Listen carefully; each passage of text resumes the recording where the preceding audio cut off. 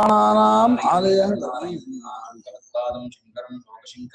शंकरं शंकराचार्यं केशवं बादरायणं सूत्रभाष्यकृतो वन्दे भगवन्तो पुनः पुनः श्रीमच्छ्रीधरपूज्यपादगुरुभ्यो नमः। वन्दे तं सच्चिदानन्दं यतिवर्यं महामतिं वेदवेदान्तसारज्ञं प्रणतोऽस्म्यहं सदाहं सम्प्रदायज्ञं संयमीन्द्रं सदाश्रयं सद्गुरुं सच्चिदानन्दं सदाचारं समाश्रये। श्री श्री श्री श्री सरस्वती महासद्गुरुभ्यो नमः। अधीहि भगवो 268 ಅಜಾತಿವಾದವೇ ಸರಿಯಾದದ್ದು ಅಂತ ಉಪಸಂಹಾರ ಮಾಡ್ತಾ ಇದ್ದಾರೆ. ಉಕ್ತೈಹಿ ಹೇತುಭಿಃ ಅಜಂ ಏಕಂ ಬ್ರಹ್ಮ ಇತಿ ಸಿದ್ಧಂ. ಅಜಂ ಏಕಂ ಬ್ರಹ್ಮ ಇತಿ ಸಿದ್ಧಂ. ಇದುವರೆಗೆ ಹೇಳಿದಂತಹ ಹೇತುನ ಯುಕ್ತಿ ಅದ ಕಾರಣ. ಈ ಕಾರಣಗಳಿಂದ ಚಿತ್ತವೂ ಹುಟ್ಟಲ್ಲ, ಚಿತ್ತ ದೃಶ್ಯವೂ ಹುಟ್ಟಲ್ಲ, ಎಲ್ಲ ಅವಿದ್ಯಾ ಕಲ್ಪಿತವೇ ಹೊರತು ಆತ್ಮನೊಬ್ಬನೇ ಪರಮಾರ್ಥ ಸತ್ಯ. ಅದು ಅಜ, ಹುಟ್ಟಿಲ್ಲದ್ದು. ಅದನ್ನೇ ಅಪರಿಚ್ಛಿನ್ನವಾದ ಬ್ರಹ್ಮ ಅಂತ ಹೇಳ್ತಾ ಇದೀವಿ. ಅದು ಅಜವೂ ಏಕವೂ ಆದ ಬ್ರಹ್ಮ ಒಂದೇ ಪರಮಾರ್ಥ ಸತ್ಯ, ಅದೊಂದೇ ಇರತಕ್ಕದ್ದು. ಅದಕ್ಕಿಂತ ಬೇರೆಯಾಗಿರೋದು ಎಲ್ಲವೂ ಅವಿದ್ಯಾ ಕಲ್ಪಿತ ಎಂಬ ವಿಚಾರ ಇದರೊಳಗಿನ ವಿಚಾರದಿಂದ ಸಿದ್ಧವಾಯಿತು. ಯಪ್ಪುದರ ಆದೌ ಪ್ರತಿಜ್ಞಾತಂ ತತ್ಫಲೋಪಸಂಹಾರಾರ್ಥೋಯಂ ಶ್ಲೋಕ. ಅಲ್ಲೇ ವಿಭದಂತೋ ದ್ವಯಾಹ್ಯೇವಂ ಅಜಾತಿಂ ಖ್ಯಾಪಯಂತಿತೆ ಅಂತ. ಇರೋದು ಹುಟ್ಟಲ್ಲ ಅಂತ ವೈಶೇಷಿಕ, ಇಲ್ಲದ್ದು ಹುಟ್ಟಲ್ಲ ಅಂತ ಸಾಂಖ್ಯ. ಇಬ್ರು ಜಗಳ ಮಾಡಿ ಹುಟ್ಟಿಲ್ಲ ಎಂಬುದನ್ನು ಅವರು ಸಿದ್ಧಪಡಿಸಿದರು ಅಂತಂದ್ರು. ಆದಿಯಲ್ಲಿ ಆರಂಭದಲ್ಲಿ ಹುಟ್ಟಿಲ್ಲ ಎಂಬುದನ್ನ ಇಬ್ರು ಜಗಳ ಮಾಡಿ ಏನ್ ತೀರ್ಮಾನ ಮಾಡಿದ್ರು, ಅದರಿಂದ ಏನ್ ತೀರ್ಮಾನವಾಗುತ್ತೆ, ಅದರ ಫಲ ಅಂದ್ರೆ ತೀರ್ಮಾನ, ನಿರ್ಣಯ. ಅದರ ಉಪಸಂಹಾರಕ್ಕೋಸ್ಕರವಾಗಿ ಈ ಶ್ಲೋಕ ಬಂದಿದೆ. ಅದು ಹುಟ್ಟದೂ ಹೊಂದಲ್ಲ ಅಂತ. ಅಜಾತಂ ಜಾಯತೆ ಯಸ್ಮಾತ್ ಅಜಾತಿ ಪ್ರಗತಿಸ್ತತಃ ಪ್ರಕೃತಿರನ್ಯಥಾ ಭಾವಃ ಕಥಂಚಿತ್ ಭವಿಷ್ಯತಿ.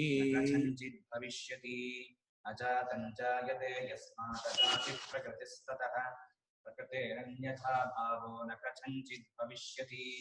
ಅಜಾತಂ ಜಾಯತೆ ಯಸ್ಮಾತ್ ಅಜಾತಿಃ ಪ್ರಕೃತಿಃ ತತಃ ಪ್ರಕೃತೇಃ ಅನ್ಯಥಾ ಭಾವಃ ನ ಕಥಂಚಿತ್ ಭವಿಷ್ಯತಿ. ಅಜಾತಂ ಬ್ರಹ್ಮ, ಹುಟ್ಟಿಲ್ಲದ್ದಾದ ಬ್ರಹ್ಮವೇ ಎಲ್ಲಾ ವಾದಿಗಳ ಪ್ರಕಾರ ಹುಟ್ಟಾಗಿ ತೋರ್ತಾ ಇರೋದು. ಯಾರ್ಯಾರು ಹುಟ್ಟನ್ನು ಹೇಳ್ತಾರೋ, ಅವು ಸಾಂಖ್ಯರಾಗಿರ್ಲಿ, ವೈಶೇಷಿಕರಾಗಿರ್ಲಿ, ನೈಯಾಯಿಕರಾಗಿರ್ಲಿ, ಬೌದ್ಧರಾಗಿರ್ಲಿ, ಮೀಮಾಂಸಕರಾಗಿರ್ಲಿ, ಯಾವ ವಾದಿಗಳಾಗಲಿ ಹುಟ್ಟನ್ನು ಹೇಳುವಂತಹ ಎಲ್ಲಾ ವಾದಿಗಳು ಹುಟ್ಟಿಲ್ಲದ್ದಾದ ಬ್ರಹ್ಮಕ್ಕೆ ಹುಟ್ಟನ್ನು ಹೇಳ್ತಿದ್ದಾರೆ. ಅದನ್ನ ಅವರ ಎಲ್ಲರ ಪ್ರಕಾರ ಹುಟ್ಟುವುದು ಅವಿದ್ಯಾ ಕಲ್ಪಿತ ಅಂತೆ.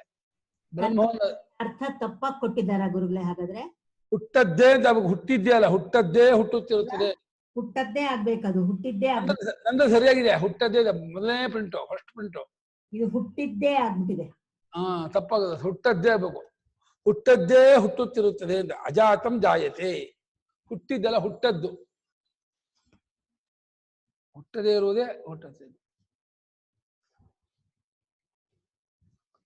ಯಾವುದಕ್ಕೆ ಹುಟ್ಟಿಲ್ಲವೋ ಅದೇ ವಾದಿಗಳಿಗೆ ತಪ್ಪಲಿಕೆಯಿಂದ ಹುಟ್ಟಿದಂತೆ ತೋರ್ತಾ ಇದೆ ಅಂತ. ಆದ್ದರಿಂದ ಅಜಾತಿಯ ಪ್ರಕೃತಿ ಇದಾಯಿತು, ಹುಟ್ಟಿಲ್ಲ ಅನ್ನೋದೇ ಸ್ವಾಭಾವಿಕ ಸಹಜ ಅಂತ ಆಯಿತು. ಹಾಗೆ ಇನ್ನು ಪ್ರಕೃತಿ ಅನ್ಯಥಾಭಾವ ಆಗೋದು, ಸ್ವಭಾವಕ್ಕೆ ಬೇರೆ ರೀತಿ ಆಗೋದು, ಮಾರ್ಪಾಡಾಗೋದು ಅನ್ನೋದು ಹೇಗೂ ಹೊಂದಲ್ಲ. ಯಾವ ಬೆಂಕಿ ಏನ್ ಮಾಡುದು ತಣ್ಣಗಾಗಲ್ಲ, ಸೂರ್ಯ ಏನ್ ಮಾಡುದು ಕತ್ಲೆ ಆಗಲ್ಲ. ಪ್ರಕೃತಿಗೆ ಅನ್ಯಥಾಭಾವ ವ್ಯವಹಾರದಲ್ಲೇ ಯಾರು ಒಪ್ಕೊಂಡಿಲ್ಲ.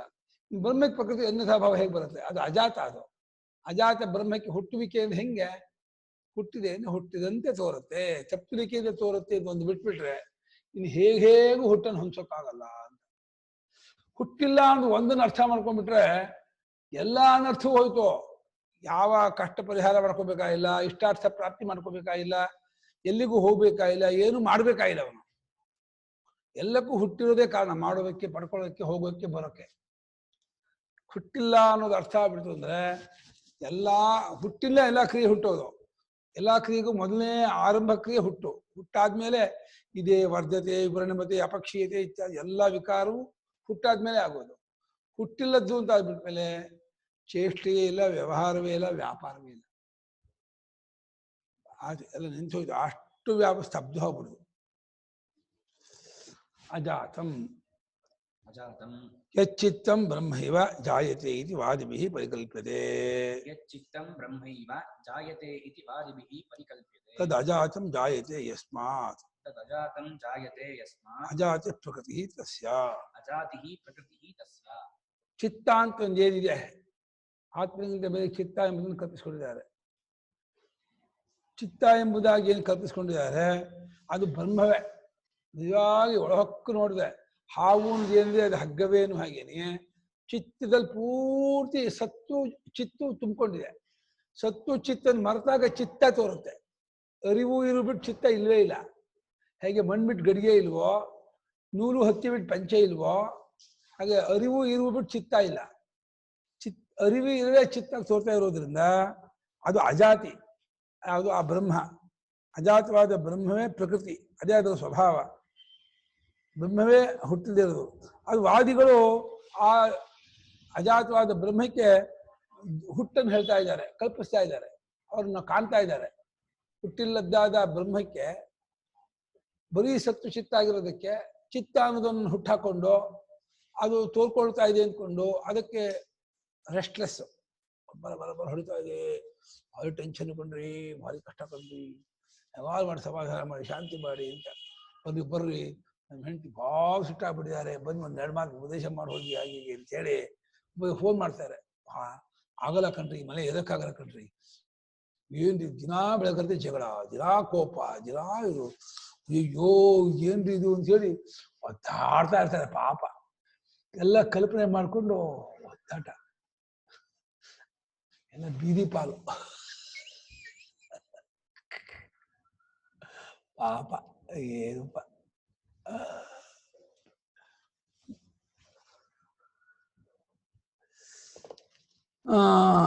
ಅಜಾತಿಯೇ ಪ್ರಕೃತಿ. ಅದಕ್ಕೆ ತತಃ ತಸ್ಮಾತ್ ಅಜಾತ ರೂಪಾಯ ಪ್ರಕೃತೆ ಅನ್ಯಥಾ ಜನ್ಮ ಅನ್ಯಥಾ ಭಾವ ಜನ್ಮ ನ ಕಥಂಚಿತ್ ಭವಿಷ್ಯತಿ.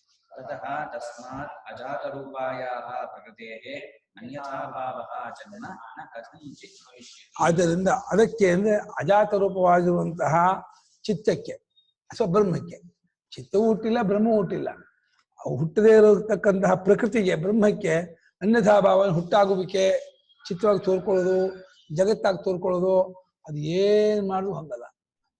ನಾವು ಏನ್ ಮಾಡ್ತೀವಿ ಗೊತ್ತಾ, ಹುಟ್ಟಿದ್ದಾದ ಪದಾರ್ಥದಲ್ಲಿ ನಾನು ಅಭಿಮಾನ ಪಟ್ಕೊಂಡು ನಾನು ಹುಟ್ಟಿ ಎಲ್ಲೂ ಹುಟ್ಟಿದೆ ಅಂತ ಮಾಡ್ತಾ ಇದೀವಿ. ಮೊದಲು ತಪ್ಕೊಂಡಿರೋದು ನಾವೇ. ನಮ್ಮನ್ನು ಹುಟ್ಟಿದೆ ಹುಟ್ಟಿರೋರು ಮಾಡ್ಕೊಂಡ್ಮೇಲೆ ಹುಟ್ಟಿರೋರು ಎಲ್ಲೂ ಹುಟ್ಟಿದಾಗೆ ಕಾಣುತ್ತೆ.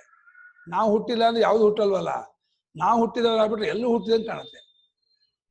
ಎಲ್ಲ ಹುಟ್ಟಿದ ತೋರೋದು ನಾವು ಹುಟ್ಟಿರೋದೇ ಕಾರಣ. ನಮ್ಮ ಹುಟ್ಟನ್ನು ಅಡಗಿಸ್ಕೊಂಡ್ಬಿಟ್ರೆ ಯಾವುದು ಹುಟ್ಟಲ್ಲ ಅಂತ ಹುಟ್ಟಿಲ್ಲ ಅಂತ ಗೊತ್ತಾಗುತ್ತೆ.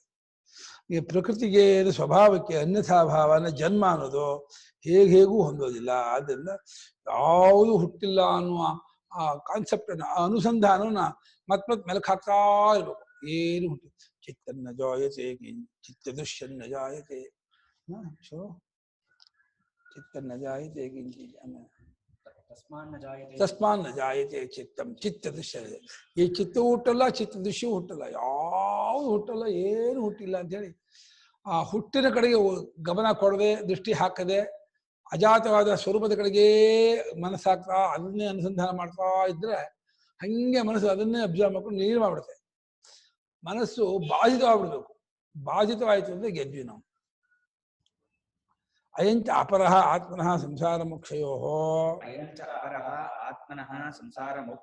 ಪರಮಾರ್ಥ ಸದ್ಭಾವವಾದಿನಾಂ ದೋಷಃ ಉಚ್ಯತೆ.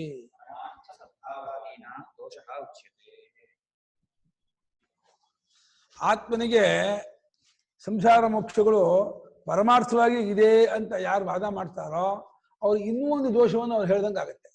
ನಿಜವಾಗ ಆತ್ಮನಿಗೆ ಸಂಸಾರವೂ ಇಲ್ಲ, ಮೋಕ್ಷವೂ ಇಲ್ಲ. ಸಂಸಾರ ಇದ್ದರೆ ಮೋಕ್ಷ ಆಗ್ಬೇಕು, ಸಂಸಾರವೇ ಇದೆ ಮೋಕ್ಷವೂ ಇಲ್ಲ. ಮೋಕ್ಷ ಅನ್ನೋದು ಅದು ಕಲ್ಪಿತವೇ, ಆಗ್ಬೇಕಾಗಿಲ್ಲ, ಆಗೋದಲ್ಲ, ಸ್ವರೂಪ ಅದು. ಹಾಗಾದ್ರಿಂದ ಅದನ್ನ ಈ ಸಂಸಾರದ ಕಡೆಯಿಂದ ಮೋಕ್ಷ ಅಂತ ಒಂದ್ಬೇಕೇ ಹೊರತು ಅದು ಒಂದೇ ಆದಾಗ ಮೋಕ್ಷವೂ ಅಲ್ಲ, ಪಡಿಬೇಕಾಗಿಯೂ ಇಲ್ಲ, ಅದು ಆಗೋದು ಅಲ್ಲ. ಆ ಯಾರು ನಿಜವಾಗಿ ಸಂಸಾರ ಮೋಕ್ಷ ಅದು ಒಂದಿದೆ, ಅದು ಆತ್ಮನಲ್ಲಿ ಹುಟ್ಟಾಕಿದೆ, ತೋರ್ತಾ ಇದೆ ಅಂತಾರೋ ಅವ್ರ ಪ್ರಕಾರ ಇನ್ನೂ ಒಂದು ದೋಷ ಆತ್ಮದ ಗಂಟು ಬೀಳುತ್ತೆ. ಏನ್ ದೋಷ ಗಂಟು ಬೀಳುತ್ತೆ? ಸಂಸಾರಕ್ಕೆ ಗಂಟು ಬೀಳುತ್ತೆ. ಅನಾದೇರಂತವತ್ ಪಂಚ ಸಂಸಾರಸ್ಯ ನ ಸೇತ್ಸ್ಯತಿ ಅನಾದೇರಂತವತ್ಪಂಚ ಸಂಸಾರಸ್ಯ ನ ಸೇತ್ಸ್ಯತಿ ಅನಂತತಾ ಚಾದಿಮತೋ ಮೋಕ್ಷಸ್ಯ ನ ಭವಿಷ್ಯತಿ ಅನಂತತಾ ಚಾದಿಮತೋ ಮೋಕ್ಷಸ್ಯ ನ ಭವಿಷ್ಯತಿ ಅನಾದೇರಂತವತ್ಪಂಚ ಸಂಸಾರಸ್ಯ ನ ಸೇತ್ಸ್ಯತಿ ಅನಂತತಾ ಚಾದಿಮತೋ ಮೋಕ್ಷಸ್ಯ ನ ಭವಿಷ್ಯತಿ ಅನಾದೇಹೇ ಅಂತವತ್ವಂ ಚ ಸಂಸಾರಸ್ಯ ನ ಸೇತ್ಸ್ಯತಿ ಅನಂತತಾ ಚ ಆದಿಮತಃ ಹೇಳ್ಕೊ ಬಾಯ ಇಟ್ಕೋ ಉಮ್ಕೋ ಆದಿಮತಃ ನ ಭವಿಷ್ಯತಿ ಮೋಕ್ಷಸ್ಯ ಬಿಡೋನು ಮೋಕ್ಷಸ್ಯ ಪದ ಬಿಟ್ಬಿಟ್ಟಿಲ್ಲೋ ಆದಿಮತಃ ಮೋಕ್ಷಸ್ಯ ಒಂದು ತಾರ್ಕ ಭಾಷೆಯಲ್ಲಿ ತಾರ್ಕಿಕ ಶಾಸ್ತ್ರದಲ್ಲಿ ಒಂದು ನಿಯಮ ಇದೆ. ಯಾವುದು ಅನಾದಿಯೋ ಅದು ಅನಂತ, ಯಾವುದು ಸಾದಿಯೋ ಅದು ಶಾಂತ. ಅನಾದಿಗೆ ಅಂತ ಹೇಳಬಾರ್ದು, ಆದಿಗೆ ಅನಂತ ಹೇಳಬಾರ್ದು. ಯಾರು ಸಂಸಾರ ಮೋಕ್ಷ ಎರಡು ಪರಮಾರ್ಥವಾಗಿಯೇ ಇರ್ತಕ್ಕದ್ದು ಅಂತಾರೋ ಅವ್ರಿಗೆ ಈ ದೋಷ ಬರುತ್ತೆ ಅಂತಾರೆ. ಅನಾದಿಯಾದ ಸಂಸಾರ ಅಂತ ಉಳ್ಳದ್ದಾಗತ್ತೆ, ಆದಿ ಉಳ್ಳದ್ದಾದ ಮೋಕ್ಷ ಅನಂತವಾಗತ್ತೆ. ಮೋಕ್ಷಕ್ಕೆ ಆದಿ ಇದ್ದು ಅನಂತವಾದರೆ ಅದು ತಪ್ಪು, ಅನಾದಿಯಾಗಿದ್ದ ಸಂಸಾರ ಅಂತ ಉಳ್ಳದ್ದಾಗತ್ತೆ ಅಂದ್ರೆ ಅದು ತಪ್ಪು. ವಸ್ತುತಃ ಇಲ್ಲದ್ದು ಸಂಸಾರ, ಇಲ್ಲದ್ದಾದ ಸಂಸಾರಕ್ಕೆ ಅನಾದಿ ಏನು ಅಂತ ಏನೋ, ಮೋಕ್ಷವೂ ಸ್ವರೂಪ, ಅದು ಆದಿ ಏನು ಅಂತ ಏನೋ, ಸ್ವರೂಪ ಯಾವಾಗಿಲ್ಲ. ಜ್ಞಾನಾಜ್ಞಾನದಿಂದ ಬೇಕಾದ್ರೆ ಹೇಳಬೇಕೇ ಹೊರತು ಅಜ್ಞಾನದಿಂದ ಸಂಸಾರ ಅಂತ ಉಳ್ಳದ್ದಾಯ್ತು, ಜ್ಞಾನದಿಂದ ಮೋಕ್ಷ ಆದಿ ಉಳ್ಳದ್ದಾಯ್ತು ಅಂತ. ಜ್ಞಾನಾಜ್ಞಾನ ಅಂತಃಕರಣ ಧರ್ಮ ಹೊರತು ವಸ್ತು ಧರ್ಮ ಅಲ್ಲ. ಅಂತಃಕರಣ ಧರ್ಮದಿಂದ ವಸ್ತು ಧರ್ಮ ಯಾಕೆ ಬದಲಾವಣೆ ಆಗುತ್ತೆ? ಜ್ಞಾನಾಜ್ಞಾನಗಳು ವಸ್ತುಕ್ಕೆ ಸೇರಿದಲ್ವಲ್ಲ. ಸಂಸಾರ ಅನಾದಿ ಅನ್ನೋದು ಅವಿದ್ಯೆ ತಾನೆ, ಅವಿದ್ಯೆ ಇರೋದು ಬುದ್ಧಿ ತಾನೆ. ಬುದ್ಧಿಗೆ ಸೇರಿದ್ದಾದ ಅವಿದ್ಯೆಯ ಅನಾದಿತ್ವದಿಂದ ಅದೇ ಬುದ್ಧಿಯಲ್ಲಿ ಉಂಟಾದ ಜ್ಞಾನದಿಂದ ಅಂತ ಉಳ್ಳದ್ದಾಯ್ತು ಅಂದ್ರೆ ಅನಾದಿಗೆ ಅಂತ ಉಳ್ಳದ್ದಾಯ್ತು ಅಂತ ಆಗಲ್ಲ. ಸಂಸಾರ ಇಲ್ಲದ ತಾನೆ, ಇಲ್ಲದ ಸಂಸಾರಕ್ಕೆ ಆದಿ ಏನು ಮಧ್ಯ ಏನು ಅಂತ ಏನೋ. ಮೋಕ್ಷ ಅನ್ನೋದು ಕೂಡ ಜ್ಞಾನದಿಂದ ಗೊತ್ತಾಗೋದೇ ಹೊರತು ಮೋಕ್ಷ ಅನ್ನೋದು ಒಂದು ಫ್ರೂಟ್ ಅಲ್ಲ, ಒಂದು ಗೈನಿಂಗ್ ಅಲ್ಲ, ಪಡೆಯೋದಲ್ಲ. ಸ್ವರೂಪಕ್ಕೆ ಹೆಸರು. ನಮ್ಮ ಸ್ವರೂಪವೇ ಮೋಕ್ಷ ಸ್ವರೂಪ, ಮುಕ್ತ ಸ್ವರೂಪರು. ಅದನ್ನ ಮುಕ್ತ ಅಂದ್ರೆ ಮೋಕ್ಷ ಅಂದ್ರೆ ಬಿಡುಗಡೆ ಅಂತ ಅರ್ಥ. ಅಜ್ಞಾನ ಕಾಮಕರ್ಮದಿಂದ ಬಿಡುಗಡೆ ಹೊಂದೋದೇ ಮೋಕ್ಷವೇ ಹೊರತು ಇವಾಗ ಮೋಕ್ಷ ಅನ್ನೋದು ಸ್ವರ್ಗ ಪಡೆಯುವ ಹಾಗೆ ಪಡೆಯೋದಲ್ವೇ ಅಲ್ಲ. ಇದು ಬಾಕಿ ಅದ್ವೈತ ವೇದಾಂತ ಬಿಟ್ಟು ಬಾಕಿ ಎಲ್ಲರ ಪ್ರಕಾರವೂ ಮೋಕ್ಷ ಅನ್ನೋದು ಒಂದು ಕಾಲದೇಶದ ಅವಸ್ಥೆಯಲ್ಲಿ ಪಡೆಯುವಂಥದ್ದು ಅಂತ. ರಾಮಾನುಜಾಚಾರ್ಯರು ಕೂಡ ವೈಕುಂಠಕ್ಕೆ ಹೋಗಿ ಅಲ್ಲಿ ವಿಷ್ಣುವಿನ ಸಾನ್ನಿಧ್ಯ ಹೊಂದಿ ಮೋಕ್ಷ ಪಡ್ಕೊಳ್ತಾನೆ ಅಂತ ಇದ್ದಾರೆ. ಅದು ಉಪಾಸನೆಯಿಂದ ಪಡೆಯುವಂತಹ ಮೋಕ್ಷ. ಅದು ಯಾರು ಮೋಕ್ಷವನ್ನು ಪಡೆದು ಪರಮಾತ್ಮದ ಬೇರೆಯಾಗೇ ಇರ್ತಾರೋ ಅದು ಪರ್ಮನೆಂಟ್ ಇರುತ್ತೆ ಅನ್ನೋದು ಯುಕ್ತಿಗೆ ಹೊಂದಲ್ಲ. ಅದು ಬೇರೆಯಾಗಿರೋದು ಅನಿತ್ಯವೇ. ಅದು ಹಾಗೆ ಅನಾದೇಹೇ ಸಂಸಾರಸ್ಯ, ಅದು ಓದ್ಮಾ ಸ್ವಲ್ಪ ಓದಿಲ್ಲಲ್ವಾ? ಓದಿ ಆಯ್ತು. ಅನಾದಿಯಾಗಿರುವ ಸಂಸಾರಕ್ಕೆ ಅಂತವತ್ವ ಅನ್ನೋದು ಹೊಂದೋದಿಲ್ಲ. ಹಾಗೆ ಅನಂತವಾಗಿರುವ ಮೋಕ್ಷಕ್ಕೆ ಆದಿ ಉಳ್ಳದ್ದಾದ ಮೋಕ್ಷಕ್ಕೆ ಅನಂತತ್ವ ಹೊಂದಲ್ಲ. ಎರಡೂ ವಿರುದ್ಧ ಅಂತ ಇದ್ದಾರೆ. ಅನಾದೇಹನ ಅತೀತ ಕೋಟಿ ರಹಿತಸ್ಯ ಸಂಸಾರಸ್ಯ ಅಂತವತ್ವಂ ಸಮಾಪ್ತಿ ನ ಸೇತ್ಸ್ಯತಿ ಯುಕ್ತಿತಃ ಸಿದ್ಧಿಂ ನೋಪಯಾಸ್ಯತಿ. ಕೋಟಿನೇ ತುದಿ ಇದೆ. ಅತೀತ ಕೋಟಿನೇ ಹಿಂದಿನ ತುದಿ ಸಿಗಲ್ಲ. ಅತೀತ ಅಂದ್ರೆ ಕಳೆದು ಹೋದದ್ದರ ಕೋಟಿಯ ತುದಿ, ಅದಿಲ್ಲದ್ದು ರಹಿತ, ಹಿಂದಿನ ತುದಿ ಇಲ್ಲ. ಅಂಥ ಸಂಸಾರಕ್ಕೆ ಅಂತವತ್ವ ಜ್ಞಾನ ಉಂಟಾದ ಕೂಡಲೇ ಸಂಸಾರ ಅಂತ ಉಳ್ಳದ್ದಾಯ್ತು ಅಂತಂದ್ರೆ, ನಿಜವಾಗಿರುವ ಸಂಸಾರ ಅಂತವತ್ವ ಆಯ್ತು ಅಂತಂದ್ರೆ ಅದು ಜ್ಞಾನದಿಂದ ಆಗಲ್ಲ, ಕ್ರಿಯೆಯಿಂದ ಆಗಬೇಕು. ಜ್ಞಾನ ಜ್ಞಾಪಕವೇ ಹೊರತು ಜ್ಞಾನ ಇದಲ್ಲ, ಜನ್ಯಕ ಅಲ್ಲ, ಉಂಟು ಮಾಡಲ್ಲ, ಉಂಟು ಮಾಡುವಂಥದ್ದಲ್ಲ ಜ್ಞಾನ, ಜ್ಞಾಪಕ ಅಷ್ಟೆ. ತುದಿರಹಿತವಾಗಿರುವ ಸಂಸಾರಕ್ಕೆ ಅಂತವತ್ವ ಅಂದ್ರೆ ಕೊನೆ ಉಳ್ಳದ್ದಾಗಿರೋದು ಅನ್ನೋದು ಅದಕ್ಕೆ ಹೊಂದೋದಿಲ್ಲ, ಸರಿಯಾಗೋದಿಲ್ಲ. ಅಲ್ಲ ನ ಸೇತ್ಸ್ಯತಿ, ಸೇತ್ಸ್ಯತಿ ಯಾವುದು ಧಾತು? ಧಾತು ಏನು ಕೇಳಿದೆ.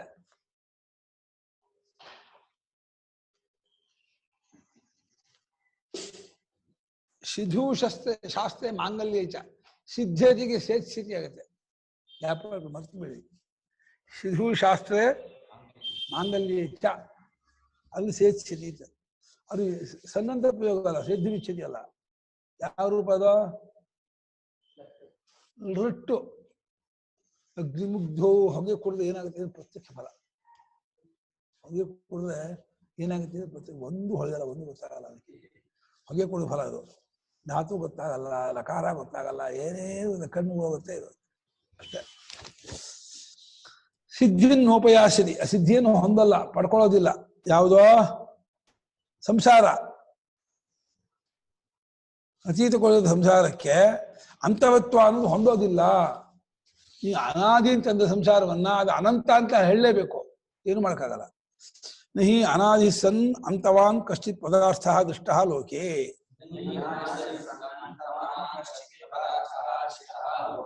ಲೋಕದಲ್ಲಿ ಯಾವ ಒಂದು ಪದಾರ್ಥವು ಅನಾದಿಯಾಗಿದ್ದು ಅಂತ ಉಳ್ಳದ್ದಾಗಿ ಕಂಡದ್ದಿಲ್ಲ. ಇದು ಆಕಾಶ, ಆದಿಯೂ ಇಲ್ಲ ಅಂತವೂ ಇಲ್ಲ. ಆಕಾಶಕ್ಕೆ ಎಲ್ಲಿ ಬೆಂಗಳೂರಿನ ಆಕಾಶ ಶೂರು ನೋಡುವ, ಅಥವಾ ಡೆಲ್ಲಿನ ಶುರು ನೋಡುವ. ಆಕಾಶ ಎಲ್ಲಿಂದ ಆರಂಭ? ಆಕಾಶಕ್ಕೆ ಆರಂಭವೂ ಇಲ್ಲ, ಹಾಗೂ ತುದಿಯೂ ಇಲ್ಲ. ಕಾಲಕ್ಕೂ ಅಷ್ಟೇ, ಕಾಲಕ್ಕೆ ಆದಿಯೂ ಇಲ್ಲ ಅಂತವೂ ಇಲ್ಲ. ವ್ಯವಹಾರ ದೃಷ್ಟಿಯಿಂದ, ಲೋಕದಲ್ಲಿ ವ್ಯವಹಾರ ದೃಷ್ಟಿಯಿಂದ ಯಾವುದಕ್ಕೆ ಆದಿ ಇಲ್ಲೋ ಅದಕ್ಕೆ ಅಂತವೂ ಇರಲ್ಲ. ಈ ಸಂಸಾರಕ್ಕೆ ಅನಾದಿ ಅಂತೀರ, ಜ್ಞಾನ ಆದ ಕೂಡಲೇ ಹೋಗ್ಬಿಡುತ್ತೆ ಅಂತೀರ. ಜ್ಞಾನಗಳು ಸಂಸಾರ ಹೋಗುತ್ತೋ, ಸಂಸಾರ ಇದೆ ಅಂತ ಕಲ್ಪಿಸ್ಕೊಂಡದ್ದು ಹೋಗುತ್ತೋ. ಅಜ್ಞಾನ ಹೋಗುತ್ತೆ ಹೊರತು ಸಂಸಾರ ಹೋಗಲ್ಲ. ಯಾಕೆ ಹೇಳ? ಸಂಸಾರ ಯಾವಾಗಲೂ ಇಲ್ಲ. ಯಾವಾಗಲಾದ್ರೂ ಇದ್ದೇ ಸಂಸಾರ ಅದು ಹೋಗ್ಬೇಕು. ಯಾವಾಗಲೂ ಸಂಸಾರ ಕಲ್ಪಿತವೇ, ಆರೋಪವೇ. ಹಾವು ಹೋಗುತ್ತೆ ಅಂದ್ರೆ ಹಾವು ಯಾವಾಗಿತ್ತು? ಹಗ್ಗದಲ್ಲೇ. ಯಾವಾಗಲೂ ಹಗ್ಗದಲ್ಲಿಲ್ಲದೆ ಇರೋ ಹಾವನ್ನ ಹಗ್ಗದ ಜ್ಞಾನದಿಂದ ಹೋಯ್ತು ಅಂದೇನೋ. ಹಗ್ಗ ಇಲ್ಲ ಅಂತ ಗೊತ್ತಾಯ್ತು, ಹಾವಲ್ಲ ಅಂತ ಗೊತ್ತಾಯ್ತು ಅಂತ ಅಷ್ಟೇ ಅರ್ಥ. ಸಂಸಾರ ಇಲ್ಲ ಅಂತ ಗೊತ್ತಾಯ್ತು ಅಂತ ಅಷ್ಟೇ ಅರ್ಥ. ಜ್ಞಾನ ಯಾವುದನ್ನು ತೆಗೆದುಹಾಕೋದು ಇಲ್ಲ, ಯಾವುದನ್ನು ಉಂಟು ಮಾಡೋದು ಇಲ್ಲ. ಜ್ಞಾನದ ಸ್ವಭಾವವೇ ಬೆಳಕಿನಂತೆ ಜ್ಞಾಪಕ ಅದು. ಹಾಗಾದ್ರಿಂದ ಅನಾದಿಯಾಗಿದ್ದು ಆ ಬುಡ ಇಲ್ಲ, ಶುರು ಇಲ್ಲದೆ ಇದ್ದದ್ದಾಗಿರುವಂತಹ ಯಾವೊಂದು ಪದಾರ್ಥವು ಲೋಕದಲ್ಲಿ ಅಂತ ಉಳ್ಳದ್ದಾಗಿ ಕಂಡು ಬಂದಿಲ್ಲ. ನೀವು ಅನಾದಿಯಾದ ಸಂಸಾರ ಅಂತ ಹೇಳಿದ್ರೆ ಅದು ಯುಕ್ತಿ ವಿರುದ್ಧ, ಲೋಕಕ್ಕೆ ವಿರುದ್ಧ. ಬೀಜಾಂಕುರ ಸಂಬಂಧ ನೈರಂತರ್ಯ ವಿಚ್ಛೇದೋ ಇಷ್ಟ ಇತಿ ಚೇದ್. ಸ್ವಾಮಿ ಯಾಕೆ ಅನಾದಿ ಆಗಿತ್ತು ಬೀಜಾಂಕುರ ಸಂತಾನ? ಅದು ಯಾವುದೋ ಒಂದು ಬೀಜ ಮೊಳಕೆನೇ ಬರಲಿಲ್ಲ, ಹೋಯ್ತು. ಅದು ಯಾವುದೋ ಒಂದು ವೃಕ್ಷ ಹಣ್ಣೇ ಬಿಡ್ಲಿಲ್ಲ, ಹೋಯ್ತು. ಏನ್ ಮಾಡ್ತೀರ ಅವಾಗ? ಇನ್ನೇನು ಹಣ್ಣು ಬಿಡ್ಬೇಕು ಅನ್ನೋ ಆ ಸಂದರ್ಭದಲ್ಲಿ ಮರ ಕಡ್ದು ಬಿಟ್ರು ಯಾರೋ. ಆಯ್ತು, ಅದರ ಸಂತತಿ ನಿಂತೋ ಹೋಗ್ಬಿಡ್ತು. ಆಗಿದೆಯಲ್ಲ, ಅನಾದಿಯಾಗಿರುವ ಬೀಜಾಂಕುರಕ್ಕೆ ಅಂತ ಕಂಡಿದೆಯಲ್ಲ ಲೋಕದಲ್ಲಿ ಅಂತ ಈ ರೀತಿ ಒಂದು ಕುಚೋದ್ಯ ಮಾಡ್ದ ಪೂರ್ವ ಪಕ್ಷಿ. ಇದು ಕುಚೋದ್ಯ ಇದು ಅಲ್ಲ. ಇದು ಹೇಳಿದ ಭಾಷೆಗಾರರು, ನಾ ಏಕವಸ್ತು ಅಭಾವೇನ ಅಪೋಜಿತತ್ವ. ಯಾವ ಬೀಜವು ಯಾವ ವೃಕ್ಷವು ಒಂದಲ್ಲ. ಯಾವುದೋ ಬೀಜ ಯಾವುದೋ ವೃಕ್ಷ, ಇನ್ಯಾವುದೋ ಬೀಜ. ಹಿಂದಿನ ಬೀಜ ಬರಲ್ಲ ಮುಂದಿನ ಮರದಿಂದ, ಮುಂದಿನ ಬೀಜದಿಂದ ಹಿಂದಿನ ವೃಕ್ಷ ಬರಲ್ಲ. ಯಾವುದೂ ಒಂದು ವಸ್ತು ಅಲ್ವೇ ಇಲ್ಲ, ಎಲ್ಲವೂ ಇಂಡು. ಈ ಬೀಜ ಬೇರೆ, ಆ ಮರ ಬೇರೆ, ಆ ಮುಂದಿನ ಬೀಜ ಬೇರೆ, ಆ ಮುಂದಿನ ಮರ ಬೇರೆ. ಒಂದು ವಸ್ತುವೇ ಅಲ್ಲ ಅದು, ಬೇರೆ ಬೇರೆ ಬೇರೆ ವಸ್ತು ಅದು. ಒಂದು ವಸ್ತು ಅಲ್ಲ ಅಂತ ಹೇಳುವುದರ ಮೂಲಕ ನಾವು ಇದನ್ನು ತೆಗೆದುಹಾಕ್ಬಿಡ್ತೀವಿ. ಇನ್ನು ಬೀಜ ಅನ್ನೋದು ಒಂದು, ವೃಕ್ಷ ಅನ್ನೋದು ಒಂದು ಬುದ್ಧಿಯಲ್ಲಿ ಇರ್ಬೋದು. ವಸ್ತು ಕಡೆಯಿಂದ ಆಯಾಯ ವೃಕ್ಷ ಬೇರೆ ಬೇರೆನೆ, ಆಯಾಯ ಬೀಜ ಬೇರೆ ಬೇರೆನೆ. ಅದು ಒಂದು ವಸ್ತು ಅಲ್ಲ ಅಂತ ಹೇಳಿ ನಾವು ಅದನ್ನು ಕಿತ್ತಾಕ್ಬಿಟ್ಟಿದ್ದೀವಿ. ಅದರಿಂದ ಆ ಸಂತಾನವನ್ನ ಅನಾದಿ ಅಸಂತಾನ ಅದು ವಿಚ್ಛಿತಿ ಆಯ್ತು ಉದಾಹರಣೆ ಕೊಡಬೇಡ. ಸಂತಾನ ಅನ್ನೋದು ಸಂತಾನೀ ಬಿಟ್ಟಿಲ್ಲ ಅಲ್ಲ. ಬೀಜ ವೃಕ್ಷ ಬಿಟ್ಟು ಸಂತಾನ ಅಂತಿದೆಯೋ? ಬೀಜ ವೃಕ್ಷ ಬಿಟ್ಟು ಸಂತಾನ ಇದೆ ಮೇಲೆ ಅಸಂತಾನ ಅನ್ನೋದು ಬರೀ ಬುದ್ಧಿಯ ಕಲ್ಪನೆ ಹೊರತು ಇರುವೆ ಬಿಟ್ಟು ಇರುವೆ ಸಾಲಿಲ್ಲಪ್ಪ. ಇರುವೆಯೇ ನೀ ಆ ಲೈನ ಜೋಡಿಸಿದಾಗ ಇರುವೆ ಸಾಲು ಅಂತಿದೆಯೇ ಹೊರತು ಆ ಸಾಲು ಅನ್ನೋದು ತಲೆಯಲ್ಲಿ ಇರೋದೇ ಹೊರತು ಅಲ್ಲಿಲ್ಲ. ಈ ಸಾಲು ಅಲ್ಲಿ ಒಂದೊಂದು ಇರುವೆನೆ, ಬೇರೆ ಬೇರೆ ಇರುವೆನೆ ಎಲ್ಲ. ಯಾವ ಇರುವೆಯೂ ಸಾಲಲ್ಲ. ಯಾವ ಒಂದು ಇರುವೆಯೂ ಸಾಲಲ್ಲದೆ ಆದ್ಮೇಲೆ ಎಲ್ಲ ಇರುವೆ ಸೇರಿದ ಹೇಗೆ ಸಾಲ ಆಗ್ಬಿಡುತ್ತೆ? ಸಾಲ ಆಗೋದೇ ಇಲ್ಲ. ಎಲ್ಲ ಇರುವೆ ಸೇರೋದು ಇಲ್ಲ. ಎಲ್ಲ ಇರುವೆ ಬೇರೆ ಬೇರೆಯಾಗಿ ಇರುತ್ತೆ. ಯಾವ ಇರುವೆ ಸೇರಿದೆ? ಯಾವ ಇರುವೆ ಒಳಗೂ ಯಾವ ಇರುವೆನೂ ಸೇರಿಲ್ಲ, ಎಲ್ಲ ಇರುವೆನೂ ಬೇರೆ ಬೇರೆನೇ ಆಗಿದೆ. ಸಾಲು ಅನ್ನೋದು ಕಾನ್ಸೆಪ್ಟ್ ಹೊರತು ಸಾಲು ಅನ್ನೋದು ಹೊರಗಡೆ ಇಲ್ಲ ಅದು. ಹಾಗಾಗಿ ಬೀಜ ವೃಕ್ಷದ ಸಂತಾನ ಅನ್ನೋದು ಅದು ಕಾನ್ಸೆಪ್ಟೇ ಹೊರತು ಬುದ್ಧಿಯ ಕಲ್ಪನೆ ಹೊರತು ಅದು ಒಂದು ವಸ್ತು ಅಲ್ಲ ಅಂತ ಹೇಳಿ ಅದಕ್ಕೆ ಉತ್ತರ ಕೊಟ್ಟಾಗಿದೆ. ತಥಾ ಅನಂತತಾಪಿ ವಿಜ್ಞಾನ ಪ್ರಾಪ್ತಿ ಕಾಲ ಪ್ರಭವಸ್ಯ ಮೋಕ್ಷಸ್ಯ ಆದಿಮತಃ ನ ಭವಿಷ್ಯತಿ. ವಿಜ್ಞಾನ ಯಾವ ಕಾಲದಲ್ಲಿ ಪ್ರಾಪ್ತವಾಗುತ್ತೋ ಆಗ ಮೋಕ್ಷ ಪ್ರಾಪ್ತಿ ಆಗುತ್ತೆ ಅಂತ ಕೇಳಿಸ್ತಾ ಇಲ್ವಾ? ಕೇಳಿ, ಮಿಟ್ ತೆಗಿರಿ. ರವೀಂದ್ರ ಬಹುಪರ. ಅದು ಅರ್ಥ ಆಗ್ಲಿಲ್ಲ ಗುರುಗಳೇ, ನೀವೇನ್ ಹೇಳಿದ್ದು? ಇಲ್ಲಿ ಇಂಗ್ಲಿಷ್ ಅಲ್ಲಿ seed and sprout cannot be treated as a single substance, ನೀವು ಅದೇ ಹೇಳ್ತಾ ಇದ್ದೀರಾ? ಅದ್ ಹೆಂಗೆ ಒಂದೇ ಅಲ್ವಾ? ಅದೇ ಈಗ ತಾನೇ ನೀವ್ ಹೇಳ್ತಾ ಇದ್ರಲ್ಲ ಬೀಜ ಮತ್ತೆ ಇದು ಬೇರೆ. ಬೀಜ ವೃಕ್ಷ ಅನಾದಿ ಅನಂತ ಅಂತಾರಲ್ಲ, ಬೀಜ ವೃಕ್ಷ ಅನಾದಿ ಅನಂತ ಅಲ್ಲ, ಒಂದೊಂದು ಬೇರೆ ಬೇರೆನೆ. ಯಾವ ಬೀಜವು ಈ ಬೀಜ ಮುಂದಿನ ಇದಲ್ಲ, ಹಿಂದಿನ ವೃಕ್ಷವಲ್ಲ, ಮುಂದಿನ ಬೀಜವಲ್ಲ. ಆ ಮುಂದಿನ ವೃಕ್ಷದಿಂದ ಮುಂದಿನ ಬೀಜ ಬರುತ್ತೆ, ಹಿಂದಿನ ಬೀಜ ಬರಲ್ಲ. ಈ ಬೀಜದಿಂದ ಹಿಂದಿನ ವೃಕ್ಷ ಬರಲ್ಲ, ಮುಂದಿನ ವೃಕ್ಷ ಬರುತ್ತೆ. ಅದರಿಂದ ಎಲ್ಲಾ ಬೀಜವು ಬೇರೆ ಬೇರೆನೆ, ಎಲ್ಲಾ ವೃಕ್ಷವೂ ಬೇರೆ ಬೇರೆನೆ. ಅದು ಒಂದೇ ಅಲ್ಲ. ಒಂದೇ ಅದೇ ಸಾಲು ಅಂದ್ರೆ ಏನ್ ಬರುತ್ತೆ? ಅದು ಅನಾದಿಯಿಂದ ಅರ್ಥ ಏನು? ಒಂದಲ್ದೇ ಇರೋದ್ರಿಂದಲೂ ಅದು ಬೇರೆ ಬೇರೆ ಆಗಿರೋದು, ಅದಕ್ಕೆ ಅನಾದಿತ್ವ ಬರೋದಿಲ್ಲ. ಅನಾದಿತ್ವ ಬುದ್ಧಿಯ ಕಲ್ಪನೆಯ ಹೊರತು ಅನಾದಿತ್ವ ಹೊಂದಲ್ಲ ಅದಕ್ಕೆ. ಯಾಕಂದ್ರೆ ಎಲ್ಲಾ ಬೀಜವೂ ಬೇರೆ ಬೇರೆನೆ, ಎಲ್ಲಾ ಮರವೂ ಬೇರೆ ಬೇರೆನೆ. ಯಾವ ಮರಕ್ಕೂ ಸಂಬಂಧ ಇಲ್ಲ. ಯಾವ ಬೀಜಕ್ಕೂ ಈ ಬೀಜದಿಂದ ಹಿಂದಿನ ಬೀಜ ಮರ ಬಂದಿಲ್ಲ, ಮುಂದಿನ ಮರದಿಂದ ಹಿಂದಿನ ಬೀಜ ಬಂದಿಲ್ಲ. ಹಾಗಾದ್ರೆ ಏನ್ ತೋರ್ಸಕ್ಕೆ ಅಂದ್ರೆ ಅದಕ್ಕೆ ಬಿಗಿನಿಂಗ್ ಇಲ್ಲ ಅಂತ ತೋರ್ಸೋದಕ್ಕೆ ಹೇಳ್ತಾ ಇರೋದಾ? ಬಿಗಿನಿಂಗ್ ಇಲ್ಲ ಅನ್ನೋದೇ ತಪ್ಪು. ಬಿಗಿನಿಂಗ್ ಇಲ್ಲ ಅಂತ ಅದೇ ತಪ್ಪು. ಒಂದು ಬೀಜದಿಂದ ಇನ್ನೊಂದು ಬೀಜ ಹಂಗೆ ಕಂಟಿನ್ಯೂ ಆಗುತ್ತಲ್ವಾ? ಕಂಟಿನ್ಯೂ ಯಾವ ಬೀಜಕ್ಕೂ ಯಾವ ವೃಕ್ಷಕ್ಕೂ ಇದಿಲ್ಲ. ಈಗ ಇರೋ ಮರದಿಂದ ಹಿಂದಿನ ಬೀಜ ಬರಲ್ಲ, ಮುಂದಿನ ಬೀಜದಿಂದ ಹಿಂದಿನ ಮರ ಬರಲ್ಲ. ಆದ್ರಿಂದ ಬೀಜ ವೃಕ್ಷ ಎಲ್ಲ ಬೇರೆ ಬೇರೆನೆ ಹೊರತು ಅದು ಸಾಲು ನಮ್ಮ ಬುದ್ಧಿಯಲ್ಲಿದೆ ಹೊರತು ಅದು ಅನಾದಿ ಅನ್ನೋದು ತಪ್ಪು. ಎಲ್ಲ ಒಂದು ವಸ್ತುವೇ ಅಲ್ಲ, ಅದು ಬೇರೆ ಬೇರೆ ವಸ್ತು. ಬೇರೆ ಬೇರೆ ವಸ್ತು ಆದ್ಮೇಲೆ ಅದು ಅನಾದಿ ಶಬ್ದಕ್ಕೆ ಅರ್ಥ ಏನು? ಅದು ಅರ್ಥವೇ ಇಲ್ಲ ಅಂತ ಅದರ ಭಾಷೆಗಳು. ಏಕವಸ್ತು ಅಭಾವೇನ, ಒಂದು ವಸ್ತು ಅನ್ನೋದು ಅಲ್ಲದ್ದರಿಂದ ಅದು ಅನಾದಿ ಅನ್ನೋದೇ ತಪ್ಪು. ಅನಾದಿ ಆಗಿರುವಂತಹ ಬೀಜ ಅಂತ ಬಂತಲ್ಲ ಅಂತಂದ್ರೆ ಅದು ಇನ್ನೊಂದು ಕಲ್ಪನೆ. ಸಾಲು ಒಂದು ವಸ್ತು ಇಲ್ವೇ ಇಲ್ಲ. ಅದು ಮ್ಯೂಟ್ ಮಾಡ್ಕೊಂಡು ಶಬ್ದ ಆಗ್ತಾ ಇದೆ. ಯಾರ್ದು?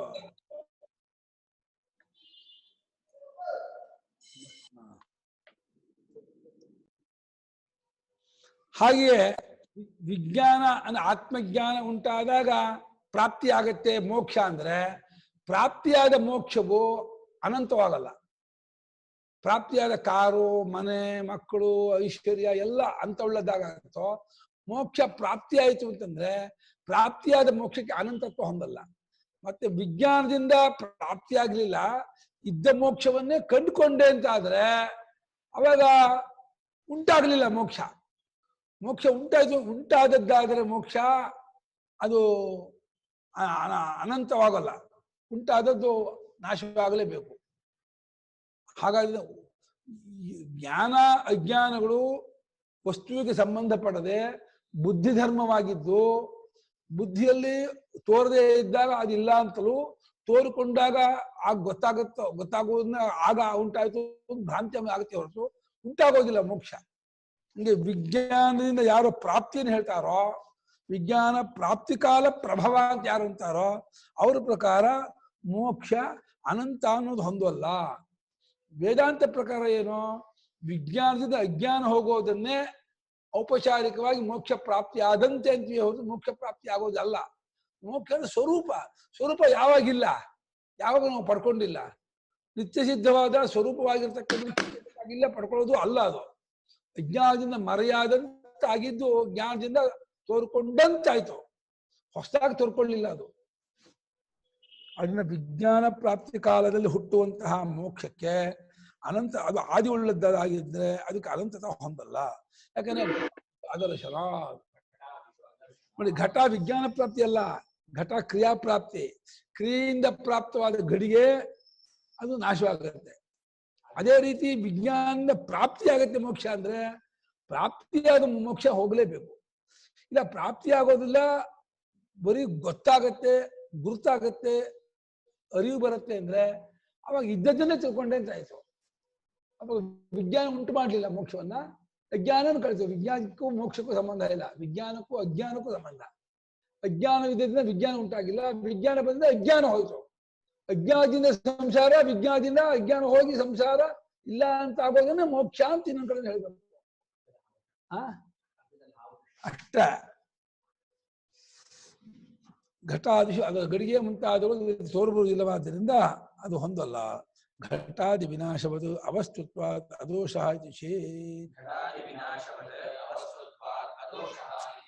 ಘಟಾದಿಗೆ ನಾಶವಾದರೆ ಅದು ಉತ್ಪತ್ತಿಯಾದು ಅದು ಅನಂತಪ್ಪ, ಪ್ರಧ್ವಂಸಾಭಾವ. ಇವಾಗ ಗಡಿಗೆ ಒಡೆದೆ ಅಂತ ಇಟ್ಕೋ, ಇನ್ನು ಎಷ್ಟು ದಿವಸ ಒಡೆದಿರುತ್ತೆ ಹೇಳೋ? ಎಷ್ಟು ದಿವಸ ಒಡೆದಿರುತ್ತೋ? ಗಡಿಗೆ ತಗೊಂಡು ಒಂದು ಗಾಜಿನ ಲೋಟ ಒಡೆದು ಬಿಟ್ಟೆ ಇಟ್ಕೋ, ಇದು ಒಡೆದಿದ್ದು ಎಷ್ಟು ದಿವಸ ಇರುತ್ತೆ? ಹೀಗೆ ಒಡೆದದ್ದು ಅನಂತ ಉತ್ಪತ್ತಿಯಾಗಿ ಅನಂತ ಆಯ್ತಲ್ಲ. ಮೋಕ್ಷ ಉತ್ಪತ್ತಿಯಾಗಿ ಅನಂತ ಆಗ್ಬೋದಲ್ಲ. ಪ್ರಧ್ವಂಸಾಭಾವ ಹೇಗೆ ಆದಿ ಉಳ್ಳದ್ದಾಗಿ ಅನಂತವಾಗುತ್ತೋ, ಮೋಕ್ಷವು ಕೂಡ ಆದಿ ಉಳ್ಳದ್ದಾಗಿ ಅನಂತ ಆಗಬಹುದು ಅಂತ ಇದನ್ನು ಮೀಮಾಂಸಕ ತಾರ್ಕಿಕರ ಒಂದು ಇದು ಆಕ್ಷೇಪ. ಘಟಾದಿಗಳ ವಿನಾಶವು ಅನಂತ ಕಾಲದವರೆಗೂ ಹೇಗಿರುತ್ತೋ ಅದು ವಸ್ತುವಲ್ಲವಾದ್ರಿಂದ ಅದರ ಉದಾಹರಣೆ ಕೊಡಕ್ ಬರಲ್ಲ, ಅದು ಸರಿ ಅಲ್ಲ ಅಂದ್ರು.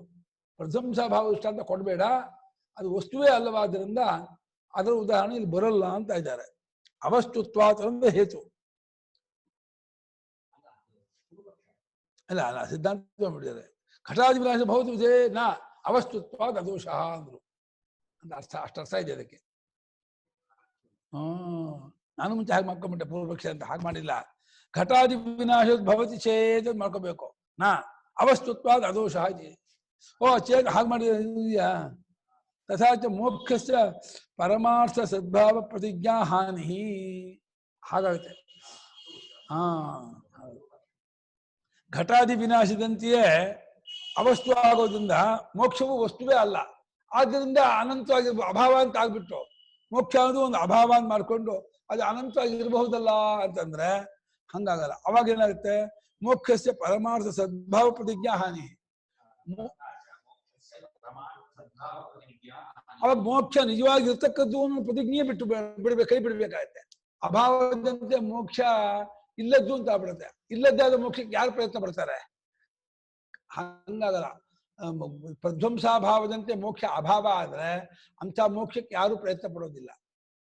ಅವನಿಂದ ಅಭಾವ ನಾಶ ಆದ್ಬಿಟ್ರೆ ಅದು ನಾಶ ಹುಟ್ಟಿತು, ಆ ನಾಶ ಅನಂತವಾಗಿರುತ್ತೆ, ಹುಟ್ಟಿದ್ದು ಅನಂತವಾಗಿರುತ್ತೆ.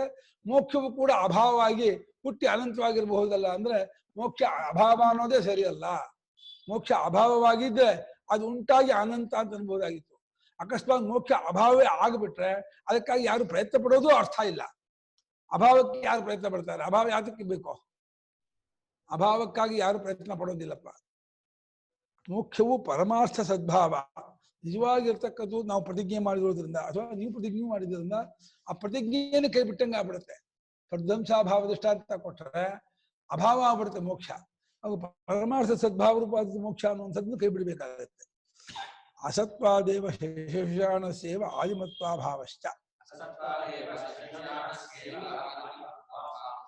ಅವಾಗ ಅಸತ್ತಾಗಿರೋದ್ರಿಂದ ಮೊದಲಕೊಂಬಿಗೆ ಹೇಗೆ ಆದಿ ಇಲ್ವೋ, ಅಸತ್ತಾಗಿರೋ ಮೋಕ್ಷಕ್ಕೂ ಆದಿ ಇಲ್ಲ ಅಂತಲೂ ಆಗತ್ತೆ. ಅಸತ್ತಾದದ್ದು ಅನಂತ ಹೇಗ ಹೊಂದಲ್ವೋ ಆದಿಯೂ ಹೊಂದಲ್ಲ ಅಸತ್ತಿಗೆ. ಶಶವಿಷಾಣಕ್ಕೆ ಆದಿ ಏನು ಅಂತ ಏನೋ ಎರಡು ಇಲ್ಲದಕ್ಕೆ ಆದಿ ಅಂತ ಎರಡೂ ಇಲ್ಲಪ್ಪ. ಹಾಗೆ ಮೋಕ್ಷವು ಅಸತ್ತಾಗ್ಬಿಟ್ರೆ ಅದಕ್ಕೆ ಆದಿಯೂ ಇಲ್ಲ ಅಂತವೂ ಇಲ್ಲ ಅಂತಾಗಿ ಅದು ಶೂನ್ಯವಾಗ್ಬಿಡುತ್ತೆ. ಅದು ಪರಮಾರ್ಥವಾಗಿ ಇರ್ತಕ್ಕದ್ದು ಅನ್ನುವಂಥ ಪ್ರತಿಜ್ಞೆಗೆ ವಿರೋಧವಾಗುತ್ತೆ. ಅದು ಸರಿಯಾಗಲ್ಲ. ಅದು ಆ ರೀತಿ ಒಪ್ಕೋಬಾರ್ದು. ಸಾಕು ಶಬ್ದ.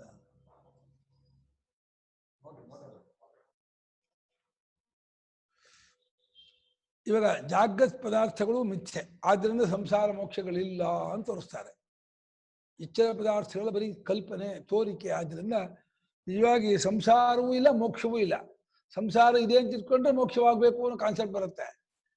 ಸಂಸಾರವೇ ಇಲ್ಲದೆ ಆದ್ಮೇಲೆ ಮೋಕ್ಷ ಅಂದ್ರೆ ಶಬ್ದಕ್ಕೆ ಅರ್ಥ ಏನೋ? ಗಿಡ್ಡ ಇದ್ದೇ ಉದ್ದ ಇರುತ್ತೆ, ಗಿಡ್ಡ ಇದ್ದಿಂದ ಉದ್ದ ಶಬ್ದಕ್ಕೆ ಅರ್ಥ ಏನೋ? ಒಂದೇ ಆಗಿರುವ ಪದಾರ್ಥಕ್ಕೆ ಅದಕ್ಕೆ ಯಾವ ಶಬ್ದವೂ ಬರಲ್ಲ, ಯಾವ ಪ್ರತ್ಯವೂ ಬರಲ್ಲ. ಶಬ್ದ ಪ್ರತ್ಯಯಕ್ಕೆ ಸಾಪೇಕ್ಷ, ರಿಲೇಟಿವ್ ಇಟ್ಕೊಂಡು ಬರಬೇಕು. ಅದ್ವಿತೀಯದಕ್ಕೆ ಮೋಕ್ಷವೂ ಇಲ್ಲ, ಇದೂ ಇಲ್ಲ, ಯಾವುದೂ ಹೊಂದಲ್ಲ. ಯಾಕೆ ಆದಾವಂತೆ ಚ ಯನ್ನಾಸ್ತಿ ವರ್ತಮಾನೇ ತಥಾ ತಥೈ ಸದೃಶಾ ಸಂತೋ ಅಭಿತಥಾ ಇವ ಲಕ್ಷಿತಾಃ ಸಪ್ರಯೋಜನತಾ ತೇಷಾಂ ಸ್ವಪ್ನೇ ವಿಪ್ರತಿಪದ್ಯತೆ ತಸ್ಮಾದಾದ್ಯಂತವತ್ವೇನ ಮಿಥ್ಯೈವ ಖಲು ತೇ ಸ್ಮೃತಾಃ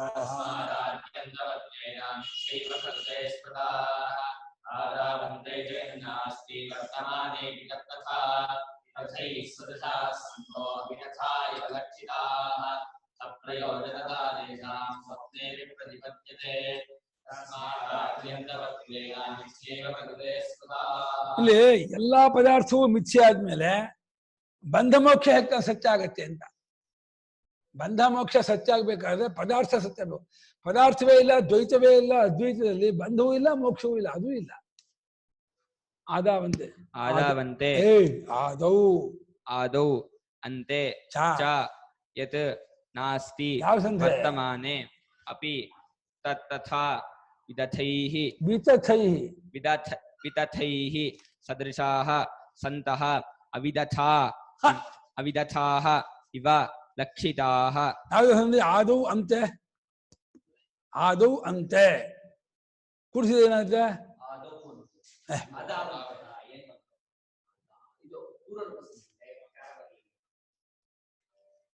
ಏನೋ ಸಂದೆ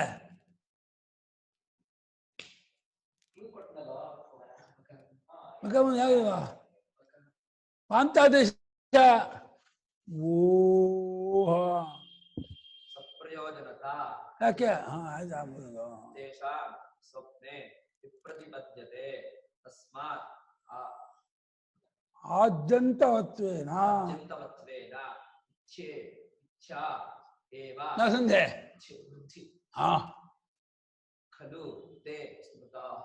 ಆದ್ಯಂತವತ್ವೇನ ಆದಿ ಅಂತವತ್ವೇನ ಕೂಡ ಬಿಡಿಸಿದಾಗ ಯಾವ ಸಂಧೆ ಆಗುತ್ತೆ? ಆದಿ ಅಂತವತ್ವೇನ ಬಿಡಿಸಿದಾಗ ಯಾವ ಸಂಧೆ ಆಗುತ್ತೆ?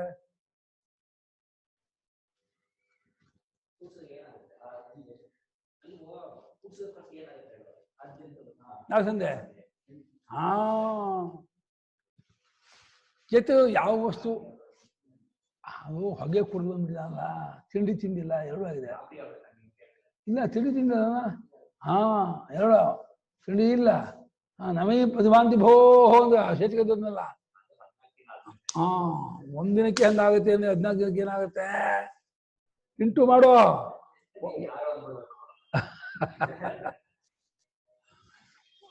ಅಪ್ಪ ಕೂತ್ಕೊಂಡು ಮಗನನ್ನ 15 ದಿವಸ ಉಪವಾಸ ಕಡಿಬಿಟ್ಟ ಕಣ್ರಿ. ಏನ್ರಿ ಹೇಳೋಣ ಆಶ್ಚರ್ಯ ಅಂದ್ರೆ. ಯುದ್ಧಾಲಕ್ಕೆ ಆರುಣಿ ಅಂತ ಪ್ರಚಂಡ ಮಗನ ಅಂತ ಶ್ವೇತಕ್ಕೆ ಅಮ್ಮ ಹೆಂಗ ಒಪ್ಕೊಂಡ್ಬಿಟ್ರಪ್ಪ. ಅಮ್ಮ ಅಳ್ತಾ ಕೂತ್ಕೋಬೇಕಾಯ್ತಪ್ಪ ಒಳಗೆ. ಅದಮ್ಮ ಹೆಂಗ ಒಪ್ಕೊಂಡ್ಬಿಟ್ರು? 15 ದಿವಸ ಮಗ ಉಪವಾಸ ಇದ್ದಾನೆ ಅಂದ್ರೆ ಅಮ್ಮನಿಗೆ ಊಟ ಮಾಡೋ ಮನಸ್ಸು ಬರುತ್ತಾ? ಅಮ್ಮ ಇರ್ಲಿಲ್ಲ ಅಂತ ಕಾಣುತ್ತೆ. ಅಮ್ಮನೇ ಇದು 15 ದಿವಸ ಇದ್ ಮಾಡೋದು. ಒಳ್ಳೆ ಉಂಡೆ ಹೊಳಿ ಬೆಳಿಗ್ಗೆ ಊಟ ಮಾಡಿ ಊಟ ಕೊಡೋದು. ಚೋಮಾಯಿ ಕೊಳಕಟ್ಟೆ ಎಲ್ಲ ಇರುತ್ತೆ ಅವತ್ತು ಸ್ಪೆಷಲು 15 ದಿವಸ. ಯಾವ್ದೋ ಊರ್ಗ್ ಹೋಗಿದ್ರೇನು? ಪಾಪ ಹಂಗಿಲ್ಲಪ್ಪ. ಅವ್ನು ಫೋನಲ್ಲಿ ಮಾಡ್ತಾರೆ, ಕೇಳ್ಕೊತಾರ ಏನೋ ಊಟ ಮಾಡಿದೀನು ಅಂತ. ಅಮ್ಮ ಇಲ್ಲ ಅಪ್ಪ ಊಟ ಮಾಡ್ಬೇಡ ಅಂದ್ಬಿಟ್ಟಿದ್ದಾರೆ ಅಂದ್ಬಿಟ್ರೆ ಅಮ್ಮ ಅಳ್ತಾ ಕೂತ್ಕೊಳ್ತಾರ ಅಲ್ಲೇ. ಏನೋಪ್ಪ ಕಥೆ ಚೆನ್ನಾಗಿದೆ, 15 ದಿವಸ ಊಟ ಮಾಡಿಲ್ಲ ಅಂತ. ಪ್ರಾಕ್ಟಿಕಲಿ 15 ದಿವಸ ಉಪವಾಸ ಕಡ್ಬಿಟ್ರೆ ಹಾಗೆ ಹೋಯ್ತು, ಸತ್ತೋಗ್ಬಿಡ್ತಾರೆ. ನೀವು ಬಾಬಾ ಆಡ್ದಾರಂತಪ್ಪ 15 ಉಪವಾಸ ನೀರು ಕೊಡ್ಕೊಂಡಿದ್ದಂತೆ. ಅಷ್ಟೇಪ್ಪ, ಜೈನರಲ್ಲೇ ಇರ್ತಾರಂತಪ್ಪ. ಅದು 10 ದಿನ ಅಲ್ಲ 10 ಅವರ್ ಇರ್ಬೋದು. ನಮ್ಮ ಅನುಭವ ನಮ್ದು ನಿಮ್ದು ಒಂದೇ ತರ. ಒಂದು ತಿಂಗಳು ಉಪವಾಸ ಮಾಡಿದ್ದಾರೆ ನಮ್ ಸೋದರತ್ತೆ. ಆಡ್ದ ನಮ್ದು ಅನ್ನಪೂರ್ಣ ಒಂದು ತಿಂಗಳು ಬರೀ ನೀರಲ್ಲೇ ಇದ್ದಂತೆ. ಹಾ, ಇವರು 1 ತಿಂಗಳು ಪೂರ್ತಿ ಉಪವಾಸ, ಬರೀ ನೀರು 3 ತಿಂಗಳು ಪೂರ್ತಿ ಇದ್ಲಂತೆ. ಅಲ್ಲ ನೀರಲ್ಲಿ ಇದ್ರು ಅಂದ್ರೆ ನಿಂತಿದ್ರ ಗುರುಗಳೇ? ತಿನ್ಕೊಂಡು ನೀರಲ್ಲಿ ನಿಂತ್ಕೊಂಡು ತಿಂದಿರ್ಬೋದು. ಏನು ನೀವು ಕುಚೋದ್ಯಸ್ಯ ಅವತಾರ, ಶುದ್ಧ ನೀರು ಕುಡ್ಕೊಂಡಿದ್ದೆ ಅಂತಂದ್ರೆ ಒಪ್ಕೊಳ್ಳಲ್ವಾ? ಅದಕ್ಕೇನು ಬೆಲ್ಲನೂ ಹಾಕೊಳ್ದೆ, ಸಕ್ಕರೆ ಹಾಕೊಳ್ದೆ ನೀ ಹಾಗೆ ನೀರ್ ಕುಡ್ಕೊಂಡಿದ್ದೇನೆ ಅಂತ ಕೇಳಿಸ್ಲಿಲ್ಲ. ನೀರಲ್ಲಿ ನಿಂತ್ಕೊಂಡು ತಿಂದ್ರೇನೋ ಅನ್ಕೊಂಡೆ. ಎಲ್ಲ ಏನೋ ಹುಡ್ತೀರ ಕಣ್ರಿ ನೀವು, ಏನೋ ಮಾಡ್ತೀರಾ. ಇರಕಾತ ಇದ್ರಂತಲ್ಲ ಕೇಳಿ, ಅನ್ಪೂರ್ಣ ಫೋನ್ ನಂಬರ್ ಕೊಡ್ತೀನಿ, ಕೇಳಿ ನೋಡಿ. ಅವ್ರೇನೋ ಹೂನ್ಬಹುದು ಅಷ್ಟೇ. ನನಗಂತೂ ಆಗಲ್ಲಪ್ಪ, ಅದು ಒಪ್ಕೊಳ್ತೀನಿ. ಶಿವರಾತ್ರಿ ಬಂದ್ರೆ ಏನು ಕಾಳರಾತ್ರಿ ಬಂತಲ್ಲಪ್ಪ, ಇದಕ್ಕೆ ಶಿವರಾತ್ರಿ ಯಾರಪ್ಪ ಇದಕ್ಕೆ ಶಿವರಾತ್ರಿ ಹೆಸರಿಟ್ಟಿದ್ದು? ಕಾಳರಾತ್ರಿ ಅಂತ ಅನ್ಸತ್ತೆ. ಇನ್ನು 1 ತಿಂಗಳು ಬಿಟ್ರೆ ಹಾಗೆ ಹೋಯ್ತು. ಅಪ್ಪನ ತಿಥಿ ಬಂದ್ರೆ ಬೈಕೊಳ್ಳೋ ಸ್ಥಿತಿ ಬರುತ್ತೆ. ಅಪ್ಪ ಅಮ್ಮನ ತಿಥಿ ಬಂದ್ರೆ ನಮ್ ತಿಥಿ ಬಂದಂಗ ಆಗತ್ತಲ್ವಾ? ಪ್ರತಿ ಏಕಾದಶಿ ನಿಟ್ಟುಪವಾಸ ಮಾಡಿ ರಾತ್ರಿ ಇಡೀ ಜಾಗರಣೆ ಮಾಡೋರು. ಯಾರು? ನಮ್ ಸೋದರತ್ತೆ. ಅವರ ಹಿಂದಿನ ಕಾಲದಲ್ಲಿ ಬಿಡಿ. ಯತು ಯಾವುದು ಆದಾವಂತೆ ನಾಸ್ತಿ, ಆದಿಯಲ್ಲೂ ಅಂತದಲ್ಲೂ ಇಲ್ಲವೋ ಅದು ವರ್ತಮಾನ ಬಿ ತಥ. ವರ್ತಮಾನ ಕಾಲದಲ್ಲೂ ಅದು ಹಾಗೆ ಇಲ್ಲ ಅಂತ ತಿಳ್ಕೋಬೇಕು. ಸುಳ್ಳಾಗಿರುವಂಥವುಗಳೇ ಅದಕ್ಕೆ ಸಮಾನವಾಗಿದ್ದವುಗಳು ಸುಳ್ಳಲ್ಲೂ ಹಾಗೆ ತೋರ್ತಾ ಇರತ್ತೆ. ಅವಿತಥ ಇವ ವಿದುಷೀ ಸದೃಶಃ. ಸುಳ್ಳಾಗಿರುವ ಮೇಷೊಂಡ್ರ, ರಜ್ಜು ಸರ್ಪ, ಆಕಾಶ ಪಶ್ವಕ್ಕೆ ಸಮಾನವಾಗಿರುವಂತಹ ಅವುಗಳು ಸುಳ್ಳಲ್ಲೂ ಹಾಗೆ ತೋರ್ತಾ ಇರತ್ವೆ. ಆದರೆ ಸಪ್ರಯೋಜನತ್ವ ಇದೆಯಲ್ಲ, ಕುಡ್ದೆ ಬಾಯಾರಿಕೆ ಹೋಗೋದು, ಊಟ ಮಾಡಿ ಹಸಿ ಹೋಗೋದು ಇದೆಯಲ್ಲ, ಅಂದ್ರೆ ಸ್ವಪ್ನದಲ್ಲೇ ಹೋಗ್ಬಿಡುತ್ತಲ್ಲ. ಇಲ್ಲಿ ಉಂಡು ಕುಡ್ದು ಬಲಗಿದವನು ನಿದ್ದೆಯಲ್ಲಿ ಅಯ್ಯೋ ಹಸಿವು ಹಸಿವು ಒದ್ದಾಡ್ತಾನೆ. ಹಸಿವಲ್ಲಿ ಉಂಡು ಕುಡ್ದು ಎಚ್ಚೆತ್ತವನು ಅಯ್ಯೋ ಹಸಿವು ಹಸಿವು ಒದ್ದಾಡ್ತಾನೆ. ಅದನ್ನ ಇಲ್ಲಿ ಕುಡ್ದಿದ್ದು ತಿಂದಿದ್ದು ಅಲ್ಲಿ ಹೇಗೆ ಉಪಯೋಗ ಆಗಲ್ವ, ಅಲ್ಲಿಂದ ಹಾಗೆ ಪರಮಾರ್ಥಕ್ಕೆ ಇದ್ಯಾವುದು ಬರಲ್ಲ. ಸ್ವಪ್ನದಲ್ಲೆಲ್ಲ ಬಿಟ್ಟು ಹೋಗೋದ್ರಿಂದ ಆದ್ಯಂತವತ್ವ ಯಾವ್ಯಾವುದಕ್ಕಿದೆಯೋ ಅದೆಲ್ಲ ಮಿಥ್ಯೆ. ಅಂದ್ರ ಮಿಥ್ಯೆಗೆ ಡೆಫಿನೇಷನ್ ಏನ? ಆದ್ಯಂತವತ್ವವೇ ಮಿಥ್ಯೆಗೆ ಡೆಫಿನೇಷನ್. ಆದಿ ಅಂತ ಇದೆಯೋ ಅದೆಲ್ಲ ಸುಳ್ಳು. ಇದನ್ನೇ ಶಂಕರಾಚಾರ್ಯರು ಒಂದು ರೀತಿಯಿಂದ ಕಂಡದ್ದು. ಎಂದಿಗೂ ಬದಲಾವಣೆ ಆಗದೆ ಹೋದ್ರೆ ಅದು ಸತ್ತು, ಬದಲಾವಣೆ ಆದರೆ ಅಸತ್ತು ಅಂದ್ರು. ಅದಕ್ಕೆ ಇದೇ ಇನ್ನೊಂದು ಸಲ ಹೇಳಿದ್ದಾರೆ. ಒಂದೇ ಆದ್ಯಂತವನ್ನು ಉಳ್ಳದು ಸುಳ್ಳು ಅಂದ್ರು, ಬದಲಾವಣೆ ಆಗೋದು ಸುಳ್ಳು ಅಂತಂದ್ರು, ಚೋರಿ ಮರಿ ಆಗೋದು ಸುಳ್ಳು ಅಂತಂದ್ರು. ಎಲ್ಲ ಹಿಡ್ಕೊ ಪಕೋಡ ಎಲ್ಲ ಒಂದೇ ಅರ್ಥ. ಏನ್ ಮಾತಾಡ ಏನ್ ಹೇಳ್ದ ಏನ್ ಹೇಳಿದ? ಆದಿ ಅಂತ ಉಳ್ಳದ್ ಮಿಥ್ಯೆ, ಆದಿ ಅಂತ ಇಲ್ಲದಲ್ಲ. ಆದಿ ಅಂತ ಯಾವ್ಯಾವ್ದಕ್ಕಿದೆಯೋ ಅದೆಲ್ಲ ಮಿಥ್ಯೆ. ಯಾವ್ದಕ್ಕೆ ಆದಿ ಅಂತ ಇಲ್ಲ? ಬ್ರಹ್ಮಕ್ಕಿಲ್ಲ. ಯಾಕೆ ಹೇಳೋ? ಬ್ರಹ್ಮಕ್ಕೆ ಯಾಕೆ ಆದಿ ಇಲ್ಲ? ಬ್ರಹ್ಮ ಅಲ್ಲಿದ್ಯಾ? ಎಲ್ಲ ಕಡೆಯಲ್ಲೂ ಬ್ರಹ್ಮ ಇದೆಯಾ?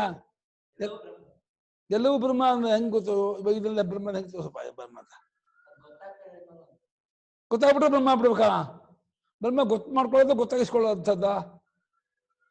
ಬ್ರಹ್ಮ ಗೊತ್ತು ಮಾಡ್ಕೊಳ್ಳುವಂಥದ್ದು ಗೊತ್ತಾಗಿಸ್ಕೊಳ್ಳುವಂಥದ್ದು? ಗೊತ್ತಾಗಿಸ್ಕೊಳ್ಳೋದು ಆಬ್ಜೆಕ್ಟು, ವಿಷಯ. ಅದು ಬ್ರಹ್ಮನ? ಬ್ರಹ್ಮ ಸಬ್ಜೆಕ್ಟ್ ಆಬ್ಜೆಕ್ಟಾ? ಅವನಿಗೆ ಗೊತ್ತಾಗೋದಿಲ್ಲ ಬ್ರಹ್ಮ ಅಂತೀಯಾ?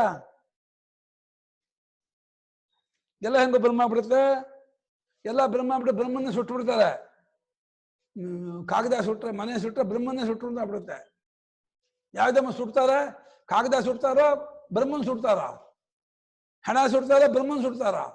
ಸುಟ್ರು ಅಂತಾರೆ. ಯಾವ್ದನ್ನ ಸುಡ್ತಾರೆ?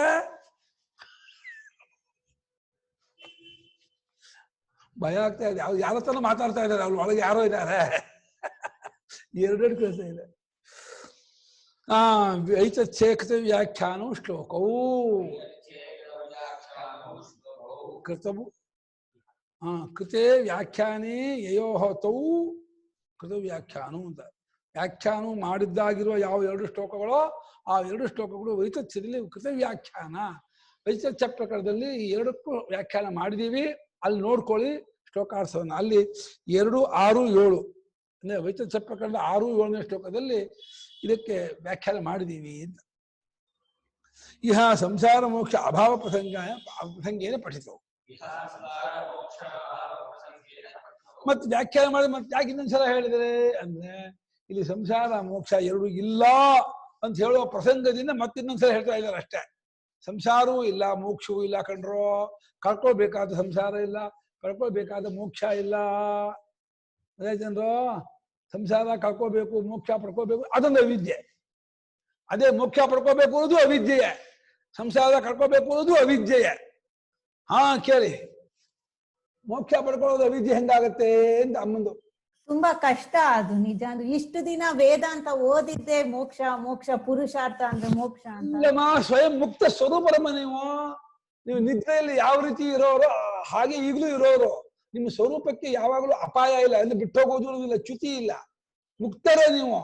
ಅಜ್ಞಾನದಿಂದ ನಾನು ಅನುಪಮ ಆಗಿದ್ದೀನಿ, ಇಂಥವ್ರ ಹೆಂಡತಿ, ಇಂಥವ್ರ ತಾಯಿ, ಇಂಥವರ ಮಗಳು ಅಂತ ಅನ್ಕೊಂಡ್ಬಿಟ್ಟಿದ್ದೀರ ನೀವು ಅಂತ.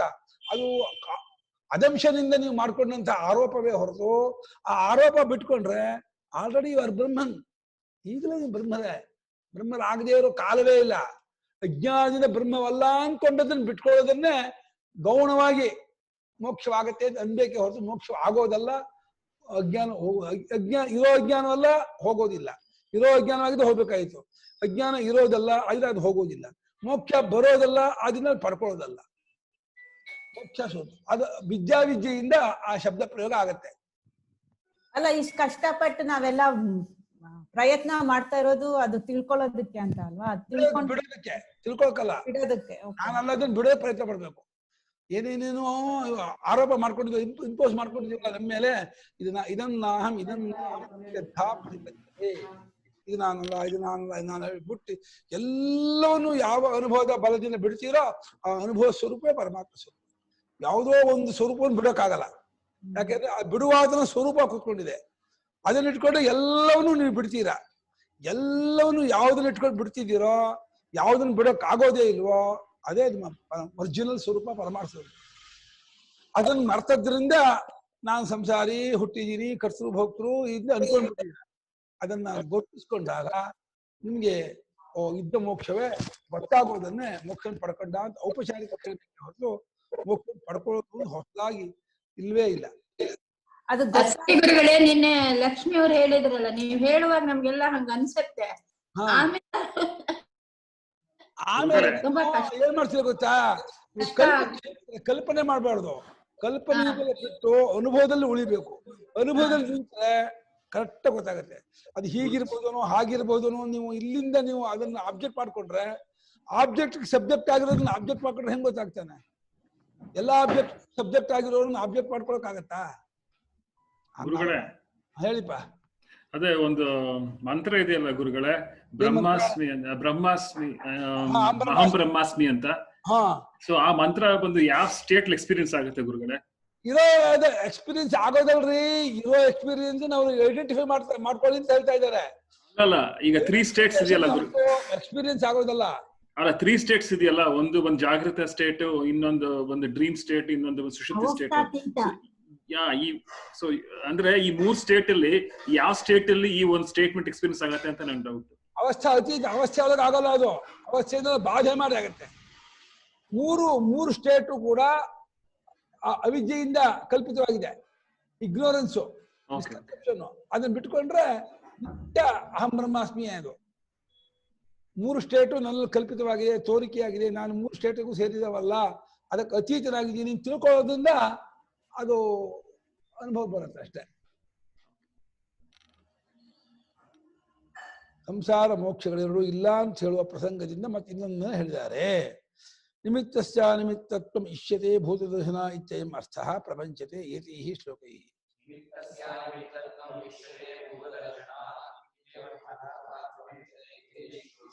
ಇದನ್ನು ಮುಂದೆ ವಕ್ಷ್ಯಮಾಣ ಶ್ಲೋಕೈಃ ಅಂತ. ನಿಮಿತ್ತ ಇದೆಯಲ್ಲ, ಹೊರಗೆ ಘಟಪಟಾದಿಗಳನ್ನು ಇಟ್ಕೊಂಡು ಹೊರಗಡೆ ಘಟಪಟಾದಿ ಪ್ರತ್ಯಯ ಆಗತ್ತೆ ಅಂತ, ಆ ಸುಳ್ಳು. ಆ ನಿಮಿತ್ತವೇ ಅಲ್ಲ ಅದು. ಯಾಕೆಂದ್ರೆ ಭೂತ ದರ್ಶನ ಅದು, ಪರಮಾರ್ಥ ದರ್ಶನ ಅದು. ಪರಮಾರ್ಥವೂ ಅದ್ವಿತೀಯವಾಗಿದೆ, ಘಟಪಟಾದಿಗಳು ಇಲ್ಲವೇ ಇಲ್ಲ. ಅದಿಲ್ಲದೆ ಆದ್ಮೇಲೆ ಅದರ ನಿಮಿತ್ತವಾಗಿ ಪ್ರತ್ಯಯ ಆಗತ್ತೆ ಅಂತ ಅರ್ಥ ಏನು? ಪ್ರಜ್ಞಪ್ತಿ ಆಗತ್ತೆ ಅಂದ್ರೆ ಏನು? ಪ್ರಜ್ಞಪ್ತಿ ಪ್ರಮಿತಿ ಆಗುತ್ತೆ, ಅರಿವಾಗುತ್ತೆ, ಸಂಕ್ಲೇಶ ಉಪಲಬ್ಧಿ, ಅದೆಲ್ಲ ಕಲ್ಪನೆ. ನಾವು ಏನ್ ಮಾಡ್ತೀವಿ ಗೊತ್ತಾ? ಪರಮಾತೃತ್ವ ಬಿಗಿಯಾಗಿ ಹಿಡ್ಕೊಂಡು ನಾನು ಅದನ್ನ ಹಿಡ್ಕೊಂಡ್ಬಿಟ್ಟು ನಾನು ಅನ್ನೋದು ಇಟ್ಕೊಂಡೆ ಮೋಕ್ಷ ಪಡ್ಕೋಬೇಕು, ನಾನು ಅನ್ನೋದು ಇಟ್ಕೊಂಡೆ ನಾನು ನೆಮ್ಮದಿ ಇರಬೇಕು ಅಂದ್ಕೊಂಡಿದ್ದೆ. ಆಗಲ್ಲ. ನಾನು ಅದನ್ನ ಇಟ್ಕೊಂಡು ಮೋಕ್ಷ ಪಡ್ಕೊಳಕ್ ಆಗೋದೇ ಇಲ್ಲ. ನಾನು ಅನ್ನೋದೇ ಮೋಕ್ಷಕ್ಕೆ ಅಡ್ಡಿ. ನಾನು ನಿಂದ ಹೋಗ್ಬೇಕೆ ಹೊರತು ನಾನು ಅನ್ನೋದು ಇಟ್ಕೊಂಡು ಹೋಗೋದಲ್ಲ. ನಾನು ಅದನ್ನು ಸೇರಿಸ್ಬಿಡ್ಬೇಕು. ನಾನು ಸಮೇತ ಬಿಟ್ರೆ ನಾನು ಹೋದರೆ ಹೋದೇನು, ನಾನು ಹೋಗ್ಬೇಕು ಅವಾಗ ನಾನು ಅಲ್ಲಿ ಹೋದೇನು. ನಾನು ಇಟ್ಕೊಂಡ್ರೆ ಅದು ಹೋಗಕ್ಕಾಗಲ್ಲ. ಹಾಗಾಗಿ ಈ ನಿಮಿತ್ತ ಇದೆಯಲ್ಲ, ಬಾಹ್ಯ ಪ್ರಪಂಚದ ಪದಾರ್ಥ ನಿಮಿತ್ತ ಅಂತ, ಅದು ನಿಮಿತ್ತವೇ ಅಲ್ಲ, ಪರಮಾರ್ಥವನ್ನು ಕಂಡುಕೊಂಡಿರೋದ್ರಿಂದ ಅದು ಕಲ್ಪನೆ ಅಂತ ಹೇಳಿ ಈ ರೀತಿ ಏನು ಹೇಳಿದ್ರು ಅದನ್ನು ಇನ್ನೂ ಕೆಲವು ಶ್ಲೋಕಗಳಿಂದ ವಿವರಣೆ ಕೊಡ್ತಾರೆ ಗೂಢಪಾದರು. ಸರ್ವೇ ಧರ್ಮಾ ಮೃಷಾ ಸ್ವಪ್ರೇ ಕಾಯಸ್ಯಾಂತ ನಿದರ್ಶನ ಸಂಭೃತೆ ಪ್ರದೇಶೇ ವೈ ಭೂತಾನಾಂ ದರ್ಶನಂ ಕುತಃ. ಸರ್ವೇ ಧರ್ಮಾಃ ಸ್ವಪ್ನೆ ಕಾಯಸ್ಯಾಂತರ್ನಿದರ್ಶನಾತ್ ಅಮೃತೇಸ್ಮಿನ್ ಪ್ರದೇಶೇ ವೈ ಭೂತಾನಾಂ ದರ್ಶನಂ ಕುತಃ.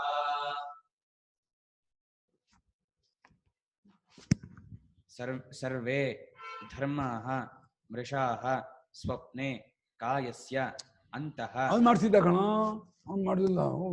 ಎಲ್ಲ ಬಂತು ಇಲ್ಲ. ಸರ್ವೇ ಧರ್ಮಾಃ ಮೃಷಾಃ ಮೃಷಾಃ ಮೃಷ ಯಾವ್ದು ಮೃಷ ಯಾವ್ದ ಮೃಷ ಸ್ತ್ರೀಲಿಂಗನ? ಹೌದಾ? ನಮ್ಮ ಹತ್ತುಗಳು ಅವ್ಯ ಅಂತಾರೆ. ಮೃಷ ಮೃಷ ಅನ್ನೋದು ಅವ್ಯ. ಅದು ಮೃಷ ಮೃಷಯ ಇಲ್ಲ ಸ್ವಪ್ನೆ ಇಚ್ಛಾ ಮೃಷ ಅಲ್ಲ, ಅವ್ಯಯ. ಕಾಯಸ್ಯ ಅಂತಃ ನಿದರ್ಶನಾತ್ ಸಂವೃತೆ ಅಸ್ಮಿನ್ ಪ್ರದೇಶೇ ವೈ ಭೂತಾನಾಂ ದರ್ಶನಂ ಕುತಃ. ಸ್ವಪ್ನೆ ಯೇ ಧರ್ಮಾ ನಾಮ ಪದಾರ್ಥ. ಸ್ವಪ್ನದಲ್ಲಿ ಏನೇನು ಪದಾರ್ಥ ಕಾಣುತ್ತೋ ಅದೆಲ್ಲ ಸುಳ್ಳು. ಯಾಕೆ? ಕಾಯಸ್ಯ ಅಂತ ದೇಹದ ಒಳಗೆ ಕಾಣುತ್ತೆ. ಮಲಕೊಂಡಾಗ ಕಣ್ಮುಚ್ಕೊಂಡಾಗ ನಿದ್ದೆ ಮಾಡ್ತಿರ್ಬೇಕಾದ್ರೆ ದೇಹದೊಳಗೆ ಬೆಟ್ಟ, ಆನೆ, ಸಮುದ್ರ, ನದಿ, ಜನರು ಎಲ್ಲ ಕಾಣ್ತಾರೆ. ಅಷ್ಟ ಜಾಗ ಇದೆ ದೇಹದೊಳಗೆ. ಬೆಟ್ಟ ಹರಿಸುವಷ್ಟು ಜಾಗ ಇದೆಯಮ್ಮ, ಆನೆ ಹರಿಸುವಷ್ಟು ಜಾಗ ಇದೆಯಾ? ಅದು ಹೃದಯದೊಳಗೆ ಇಷ್ಟೇ, ಅದು ನಾಡಿ ಒಳಗೆ ಇವು ನಂಗುಷ್ಟು ಜಾಗ ಇಲ್ಲ. ಅಲ್ಲಿ ಬೆಟ್ಟ ಗುಡ್ಡಗಳನ್ನ, ನದಿ ಸಮುದ್ರಗಳನ್ನ, ಜನರನ್ನ ಕಾಣ್ತಾನೆ. ಆದ್ರಿಂದ ಅದರ ಬರೀ ಇಮ್ಯಾಜಿನೇಷನ್, ಕಲ್ಪನೆ, ಸುಳ್ಳು, ಯಾವುದಿಲ್ಲ. ನಾವು ಲೋಕದಲ್ಲಿ ಎಲ್ಲ ಅನ್ಕೊಂಡಿದ್ದೀನಿ ಅನುವಾದ ಮಾಡ್ತಿರೋದು. ಸ್ವಪ್ನಾನುಭವದ ದೃಷ್ಟಿಯಿಂದ ಸ್ವಪ್ನ ನೋಡ್ತಾ ಇಲ್ಲ. ಇಲ್ಲಿ ಎಚ್ಚರದ ಕಡೆಯಲ್ಲಿ ಬಂದು ಇಲ್ಲಿಂದ ಹೇಳ್ತಾರೆ. ಲೋಕದಲ್ಲಿ ಎಲ್ಲ ಹೇಳ್ತಾರೆ ಸ್ವಪ್ನದಲ್ಲಿ ಎಲ್ಲಾ ಧರ್ಮಗಳು ಸುಳ್ಳು, ದೇಹದೊಳಗೆ ತೋರ್ತಾ ಇದೆ. ಸಂವೃತೆ ಅಸ್ಮಿನ್ ಪ್ರದೇಶ, ಇಕ್ಕಟ್ಟಾದ ಈ ಜಾಗದಲ್ಲಿ, ಸಂವೃತ ಅಂದ್ರೆ ಇಕ್ಕಟ್ಟು, ಇಕ್ಕಟ್ಟಾದ ಜಾಗದಲ್ಲಿ ಭೂತಗಳನ್ನ ಪ್ರಾಣಿಗಳನ್ನು ಕಾಣುವುದು ಹೆಂಗ್ತಾನೆ ಆಗತ್ತಪ್ಪ? ಆನೆಗಳು ಹಿಂಡು ಓಡ್ತಾ ಇರುತ್ತೆ ಗೊತ್ತಾ? ಕನಸಿನಲ್ಲೇ ಹಿಂಡು ಆನೆಗಳು, 40-50 ಆನೆಗಳು ಹಿಂಡು ಓಡ್ತಾ ಇರುತ್ತೆ. ಅಜ್ಜಾಹಂ ಸ್ವಪ್ನೆ ಅಜ್ರಾಕ್ಷಂ ಗಜವ್ರಾತಾನಾಂ ಧಾವನಂ. ಗಜಗಳ ಸಮೂಹದ ಓಡುವಿಕೆಯನ್ನು ನೋಡದೆ ಓಡ್ತಾ ಇತ್ತು ಗಜಗಳು ಅಂತ. ಅಷ್ಟೆಲ್ಲ ಆನೆ ಜಾಗ ದೇಹದೊಳಗೆ, ಒಂದನೆಗೂ ಜಾಗ ಇಲ್ಲ ದೇಹದೊಳಗೆ. ಆನೆ ದೇಹದೊಳಗೆ ಬೇಕಾದ್ರೆ ನಾವು ಹೋಗ್ಬೋದು, ನಮ್ಮ ದೇಹದೊಳಗೆ ಆನೆ ಇಟ್ಕೊಳಕ್ಕಾಗಲ್ಲಪ್ಪ. ಆದ್ರಿಂದ ಆನೆ ಕಂಡದ್ದೇನೋ, ಕಂಡದ್ದೇ ಸುಳ್ಳ, ಕಂಡದ್ ಸುಳ್ಳಲ್ಲ, ಕಂಡಂತೆ ಇರೋ ಸುಳ್ಳು. ಕಂಡಿದ್ ನಿಜ ಕಣೋ. ಕನಸನ್ನು ಕಂಡಿದ್ ಸುಳ್ಳು ಅಂತಿಲ್ಲ ಇವರು. ಕನಸನ್ನು ಏನು ಕಾಣ್ತೀವಿ, ಕಂಡಂತೆ ಇದೇನೋ ಸುಳ್ಳು ಅಷ್ಟೇ. ಹೌದು, ಕಂಡೇ ಇಲ್ಲ ಅಂತ ಹೇಳ್ತಿಲ್ಲ. ಕನಸನ್ನು ಕಂಡಿದ್ಯಾ? ಅದು ದೃಷ್ಟಸ್ಯ ಅಪನ್ನವ ಕ್ರಿಯತೆ ಮತ್ತು ದರ್ಶನಂ ಅಂತ ಸೂತ್ರ ಹೇಳಿ. ಕಂಡ ವಸ್ತುನಿಲ್ಲ ಅಂತಾನೆ ಹೇಳ್ತು, ಕಂಡದನ್ನೇ ಇಲ್ಲ ಅನ್ನಲ್ಲ ಕನಸಲ್ಲಿ. ಕಂಡೆ ಇದ್ದಂತಾಯ್ತು, ಓದಂತಾಯ್ತು ಅಂತಾನೆ ಅಂತಾರೆ. ಯಾಕಂದ್ರೆ ಇಕ್ಕಟ್ಟಾದ ಜಾಗದಲ್ಲಿ ಆನೆಗೆ ಬೆಟ್ಟಕ್ಕೆ ಇರಕ್ಕೆ ಜಾಗ ಎಲ್ಲಿ ಅಂತ ಅಂದ್ರು. ಅಷ್ಟೇ ಅಲ್ಲ, ಒಂದ್ ನಿಮಿಷಕ್ಕೆ ಅಮೆರಿಕ ಹೋಗ್ಬಿಡ್ತಾನೆ, ಕಾಶಿಗೆ ಹೋಗ್ಬಿಡ್ತಾನೆ, ರಾಮೇಶ್ವರಕ್ಕೆ ಹೋಗ್ಬಿಡ್ತಾನೆ. ನಯುಕ್ತಂ ದರ್ಶನಂ ಗತ್ವಾ ಕಾಲಸ್ಯ ಅನಿಯಮಾದ್ಗತೌ ಪ್ರತಿಬುದ್ಧಶ್ಚ ವೈ ಸರ್ವಸ್ತಸ್ಮಿನ್ ದೇಶೇ ನ ವಿದ್ಯತೆ. ಚೆನ್ನಾಗಿರ್ತಿತ್ತು.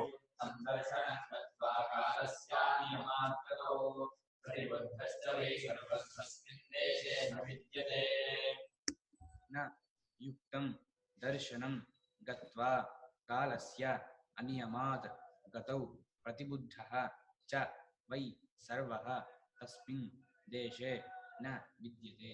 ಕಾಲಸ್ಯ ಅನಿಯಮ, ಕಾಲದ ನಿಯಮವಿಲ್ಲ ಅಲ್ಲಿ. ಆಗ ಗತಿ ಹೋಗುವುದರಲ್ಲಿ ಅಲ್ಲಿ ಹೋಗಿ ದರ್ಶನ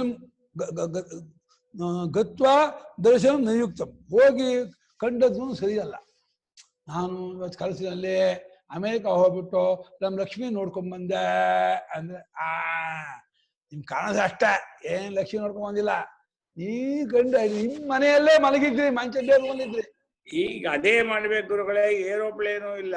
ಏರೋಪ್ಲೇನ್ ನಿಮ್ ಮನಸ್ಸೇ ಏರೋಪ್ಲೇನು, ಮನಸ್ಸಮ್ಮ ಏರೋಪ್ಲೇನ್ ಹಚ್ಕೊಳ್ಳಿ, ರೈನ್ ಕರ್ಕೊಂಡು ಹೋಗುತ್ತೆ. ಆಮೇಲೆ ಲಕ್ಷ್ಮಿ ಮನೆ ಇಳೀರಿ, ಅಲ್ಲಿ ನೋಡಿ ಮಾತಾಡ್ಸ್ರಿ, ನೀವೇ ಏಕಪಾತ್ರಾಭಿನಯ. ಲಕ್ಷ್ಮಿ ಅಮ್ಮ ಹೇಗಿದ್ಯಾ, ಚೆನ್ನಾಗಿದ್ಯಮ್ಮ, ನೀವೇ ಹೇಳ್ಕೊಳ್ಳಿ. ಅಪ್ಪ ಚೆನ್ನಾಗಿದ್ದೀನಪ್ಪ ನೀವ್ ಹೇಳ್ಕೊಳ್ಳಿ. ಆಮೇಲೆ ಅವಳು ಲಕ್ಷ್ಮಿ ಕಾಫಿ ಕೊಡ್ಲಾಗ ಕೇಳ್ದ, ನೀವೇ ಅನ್ಕೊಳ್ಳಿ. ಬೇಡಮ್ಮ ಈಗಿನ್ನು ಮಾಡೋದು ಸುಸ್ತಾಗಿದ್ಯಾ, ಈಗ ಬೇಡ ಅಂತ ನೀಲೇ ಕೊಡು, ಚೂರು ಕೊಡು ಅಂತ ಕೇಳಿ. ಅವ್ನು ತಿಂಡಿ ಕೊಡ್ಲಂಕ ಬೇಡ ಬೇಡ ಅಂತ ಹೇಳಿ, ಬೋಂಡ ಇಲ್ಲ ಅಂತ ಕೇಳಿ, ಏಕಪಾತ್ರ ಅಭಿನಯ ಮಾಡ್ಕೊಳ್ಳಿ. ಪಾಪ ಸಮಾಧಾನ ಆಗುತ್ತೆ, ಎಲ್ಲೋ ಲಕ್ಷ್ಮಿ ಕಂಡಂಗ ಆಗುತ್ತೆ. ಆಮೇಲೆ ಹುಚ್ಚಿಡ್ತಿದೆ ಅನ್ಕೊಂಡ್ಬಿಡ್ತಾರೆ ಗುರುಗಳೇ, ಬೇಡ. ಅದಕ್ಕಂತೂ ಖುಷಿ ಆಗುತ್ತೆ ತತ್ಕಾಲದಲ್ಲೇ. ಜನ ಏನೋ ಅನ್ಕೊಂಡು, ನನಗಂತೂ ಲಕ್ಷ್ಮಿ ಕಂಡೆ, ಲಕ್ಷ್ಮಿ ಮನೆ ಹೋಗಿದ್ದೆ, ಅವಳು ಕಾಫಿ ಕೊಟ್ಲು, ದೊಡ್ಡ ಬೋಂಡಲ್ ಇಟ್ಕೊಟ್ಲು, ಆ ಖುಷಿಯಲ್ಲಿ ಆಗುತ್ತೆ. ಆ ಖುಷಿ ಆಗಿದ್ಯಾ, ಕಲ್ಪಿಸ್ಕೊಂಡೇ ಇದ್ರೆ ಕಲ್ಪಿಸ್ಕೊಂಡು ಆ ಖುಷಿಯಲ್ಲಿ ಆಗ್ತಾ ಇರುತ್ತೋ. ಸದ್ಯ ಅಷ್ಟೊಂದು ಟೈಮ್ ಪಾಸ್ ಆಯ್ತೋ ಇಲ್ವೋ ನೋಡ್ಕೊಳ್ಳೋಣ. ಒಂದು 1/4 ಗಂಟೆ ಒಂದು ಮನೋಲೋಕದಲ್ಲಿ ಕಲ್ಪನಾ ರಾಜ್ಯದಲ್ಲಿ ಖುಷಿಯಾಗಿದ್ದೆ ಅಂತ ಖುಷಿ ಆಗುತ್ತೆ. ಬಟ್ ಖುಷಿಗೆ ತಾನೆ ಎಲ್ಲ ಒದ್ದಾಡ್ತಿರೋದು. ಒಂದು 1/4 ಗಂಟೆ ಖುಷಿ ಇದ್ದೆ, ನಿಮ್ಗೇನು ಅಸೂಯೆ ಇದ್ವಳಿ ಬಿಡಿಮ, ಅದು ಸಂತೋಷ ಪಡ್ಲಿ. ಅದ ಗತ್ವ ದರ್ಶನ ನಯುಕ್ತ, ಹೋಗಿ ಕಂಡ ಅನ್ನೋ ಸರಿ ಇಲ್ಲ. ಯಾಕೆಂದ್ರೆ ಕಾಲಸ್ಯ ಅನಿಯಮ ಗತು, ಹೋಗಕ್ಕೆ ಸಾಕಷ್ಟು ಕಾಲವೇ ಇಲ್ಲ. ಅಮೇರಿಕ ಹೋಗ್ಬೇಕಾದ್ರೆ 18 ಗಂಟೆ ಹೋಗ್ಬೇಕು, ಅಂತ 1 ನಿಮಿಷಕ್ಕೆ ಹೋಗ್ಬಿಡ್ತಾನೆ. ಪದಿ ಅಷ್ಟೇ ಅಲ್ಲ, ಎಚ್ಚರ ಆಯ್ತು ಅಂದ್ಕೊಳ್ಳಿ. ಅಲ್ಲೇನಾದ್ರು ಅಮೇರಿಕದ ಎಚ್ಚರ ಆದ್ರೆ ಫ್ಲೈಟ್ ಇಲ್ಲ, ಬರೋಕ್ಕಾಗಲ್ಲ. ಕರೋನಾ ಕರೋನಾ, ಅಯ್ಯೋ ನಾನು ಕನಸಲ್ಲೂ ಹೋಗಲ್ಲ ಅನ್ಬೇಕು. ನೀವು ಕನಸಲ್ಲೂ ಹೋಗಲ್ಲ ಅಮೇರಿಕಾಗೆ. ತಿರುಗಿ ಮಲ್ಕೊಂಡ್ ಕನಸ್ಕೊಂಡು ವಾಪಸ್ ಬಂದ್ಬಿಡೋದು. ಅದೇ ಬರ್ಬೇಕಲ್ಲ. ಆಸ್ಟ್ರೇಲಿಯಾ ಕನಸು ಬಂದ್ಬಿಟ್ರೆ, ಆಸ್ಟ್ರೇಲಿಯಾ ಹೋಗ್ಬಿಟ್ರೆ, ಆಮೇಲೆ ಆಫ್ರಿಕಾ ಹೋಗ್ಬಿಟ್ರೆ ಬರಕ್ಕೆ ಆಗಲ್ಲ. ಎಲ್ಲೆಲ್ಲ ಎಷ್ಟ ಆಗ್ಬಿಟ್ರೆ ಅಲ್ಲಿ ಯಾರು ಊಟ ಕೊಡ್ತಾರೆ. ಅಮೆರಿಕದಲ್ಲ ಲಕ್ಷ್ಮಿ ಕೊಟ್ರು, ಆಸ್ಟ್ರೇಲಿಯಾದಲ್ಲೋ ಸ್ವೀಡನ್ನಲ್ಲೋ ಎಲ್ಲೋ ಹೋಗಿ ಎಚ್ಚರ ಆಗ್ಬಿಟ್ರೆ ಅಲ್ಲೇನ್ ಮಾಡೋದು, ಬಹಳ ಕಷ್ಟ. ಇಲ್ಲೇ ಈ ರೂಮಲ್ಲೇ ಮಲಗಿ ರೂಮಲ್ಲೇ ಎಚ್ಚರ ಆದ್ರೆ ಸದ್ಯ ಇಲ್ಲೇ ಇದೀನಪ್ಪ, ಪಕ್ಕ ಪಕ್ಕ ನೋಡ್ಕೊಂಡು ನಮ್ಮನೇಲೇ ಇದೀನಿ ಸಮಾಧಾನ. ಮತ್ತೆ ಲೈಟ್ ಹಾಕೊಂಡು ಸ್ವಿಚ್ ಹಾಕೊಂಡು ಹಲ್ಲುಜ್ಜಿ ಗಿಲ್ಲುಜ್ಜಿ ಮಾಡ್ಕೊಂಡು ಕಾಫಿ ಗಿಫಿ ಕುಡಿಯೋ ರೆಡಿ ಆಗ್ಬೋದು. ಎಲ್ಲೆಲ್ಲೋ ಎದ್ಬಿಟ್ರೆ ಏನ್ ಮಾಡೋದು. ಪ್ರತಿಬುದ್ಧರಾದ ಎಚ್ಚೆತ್ತವರು ಯಾರೋ ಆ ದೇಶದಲ್ಲಿ ಇರೋದಿಲ್ಲ. ಆದ್ರಿಂದ ಕನಸಲ್ಲಿ ಕಂಡದ್ದೆಲ್ಲ ಸುಳ್ಳು, ಹಾಗೆ ಎಚ್ಚರದಲ್ಲೂ ಶುರು ಮಾಡ್ತಾರೆ. ಜಾಗರಿತೆ ಗತ್ಯಾಗಮ ಕಾಲೋ ನಿಯತಃ ದೇಶ ಪ್ರಮಾಣತಃ ಯಹ ತಸ್ಯ ಅನಿಯಮಾತ್ ನಿಯಮಸ್ಯ ಅಭಾವಾತ್ ಸ್ವಪ್ನೇನ ದೇಶಾಂತರಗಮನಮಿತ್ಯರ್ಥಃ. ಎಚ್ಚರದಲ್ಲಿ ಒಂದು ಜಾಗಕ್ಕೆ ಹೋಗೋಕೆ ಬರೋಕೆ ಇಷ್ಟಿಷ್ಟು ಕಾಲ ಬೇಕು, ನಿಯಮ ಇದೆ. ಕಾಶಿ ಹೋಗೋದಕ್ಕೆ ಮಿನಿಮಮ್ ಫ್ಲೈಟಲ್ಲಿ ಹೋದ್ರೆ 3 ಗಂಟೆ ಹೋಗ್ಬೇಕು ಗೊತ್ತಾ, 2-3 ಗಂಟೆ. ಅದು ಏರೋಡ್ರೋಮ್ ಹೋಗಕ್ಕೆ 1 ಗಂಟೆ ಹೋಗ್ಬೇಕಲ್ಲ. ಅಯ್ಯೋ ಅಲ್ಲಿ 1 ಗಂಟೆ ಮುಂಚೆ ಇರ್ಬೇಕು. ಅಲ್ಲಿ ನಮ್ಮಿದೆಲ್ಲ ಅಯ್ಯೋ ಮನೋವೇಗ ಇನ್ನು ಆಸೆ ಹಿಂಗೆ ಹೋಗ್ಬಿಡ್ಬೋದು. ಕತ್ಯಾಗಮನಕ್ಕೆ ಕಾಲ ನಿಯತವಾಗಿದೆ, ಇಂತಿಷ್ಟು ಅಂತ ಫಿಕ್ಸ್ ಆಗಿದೆ. ದೇಶ ಪ್ರಮಾಣ, ದೇಶದ ಅಳತೆಯಿಂದ ಏನು, ದೇಶದ ಅಳತೆ ಕಾಲದ ಅಳತೆ ಎರಡೂ ಇದೆ. ಅದರ ನಿಯಮ ಸ್ವಪ್ನದಲ್ಲಿ ಇಲ್ಲವಾದ್ರಿಂದ ಸ್ವಪ್ನದಲ್ಲಿ ದೇಶಾಂತರಕ್ಕೆ ಹೋಗಿರಲ್ಲ, ಅಲ್ಲಿ ಕಾಲಾಂತರವೂ ಆಗಿರಲ್ಲ. ಅಲ್ಲಿ ಮಟಮಟ ಮಧ್ಯಾಹ್ನದಂತೆ ಕೆಲಸ ಬಿಡುತ್ತೆ. ಕೆಟ್ಟ ಬಿಸಿಲು ಆಡ್ತಾ ಇರೋ ಹಾಗೆ ರಾತ್ರಿಯಲ್ಲಿ AC ರೂಮ ಮಲಗಿದಾನೆ, ಕನಸಲ್ಲಿ ಕೆಟ್ಟ ಬಿಸಿಲು, ಮೇ ಜೂನ್ ಬಿಸಿಲಲ್ಲಿ ಚಪ್ಪಲಿ ಇದೆ ಕಾಲಲ್ಲಿ, ಟಾರ್ ರೋಡ್ ನಡ್ಕೊಂಡು ಹೋಗ್ತಾ ಇರ್ತಾನೆ, ಸುಡ್ತಾ ಇರುತ್ತೆ ಕಾಲು. ಅಯ್ಯೋ ಇದೆಂಥದ್ದು ಅಂತ ಮಲಗಿರೋದಲ್ಲೇ ರೂಮಲ್ಲಿ, AC ರೂಮಲ್ಲಿ ಮಲಗಿರೋದು.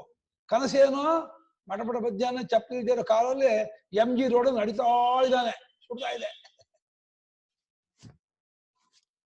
ಅಯ್ಯಪ್ಪ ಇದೆಂಥದ್ದು. ದೇಶಾಂತರ ನೀವು ನೋಡಿದ್ದೀರಾ ಗುರುಗಳೇ ಯಾವಾಗ್ಲಾದ್ರು ಯಾವ್ದನ್ನ? MG ರೋಡ್ ಇಲ್ಲಪ್ಪ, ಎಲ್ಲ ನನ್ನದೇ ಇದೆ. ಅಂತರಸ್ಮಿನ್ನಿಮೇ ಲೋಕ ಅಂತರ್ವಿಶ್ವ ವಿಧಂಜಗದ ಅಂತ ಹೇಳಿ ಎಲ್ಲ ಲೋಕ ದೇಶ ಅಷ್ಟು ನನ್ನೊಳಗೆ ನಂಗೆ ಯಾವ ಲೋಕಕ್ಕೆ ಹೋಗ್ಬೇಕಾ ಏನು ಹೋಗ್ಬೇಕಾಗಿಲ್ಲ. ಕೇಳಿದ್ದೀನಿ ನಿಮ್ಮಂಥ ಶಿಷ್ಟರ ಮಹಾಶಯರಿಂದ ಕೇಳಿದ್ದೀನಿ, ಇದು MG ಶಿಷ್ಟ ಮಹಾಶಯರಿಂದ ಕೇಳಿದ್ದೀನಿ. ಮಿತ್ರ ಜೈ ಸಾಯ್ತಾಯಿ 11 ಗಂಟೆ. ನಾಳೆ ಮುಂದೆ ಪಾಠ ಹೇಳ್ಕೊಡ್ತೀವಿ ಶ್ಲೋಕನ.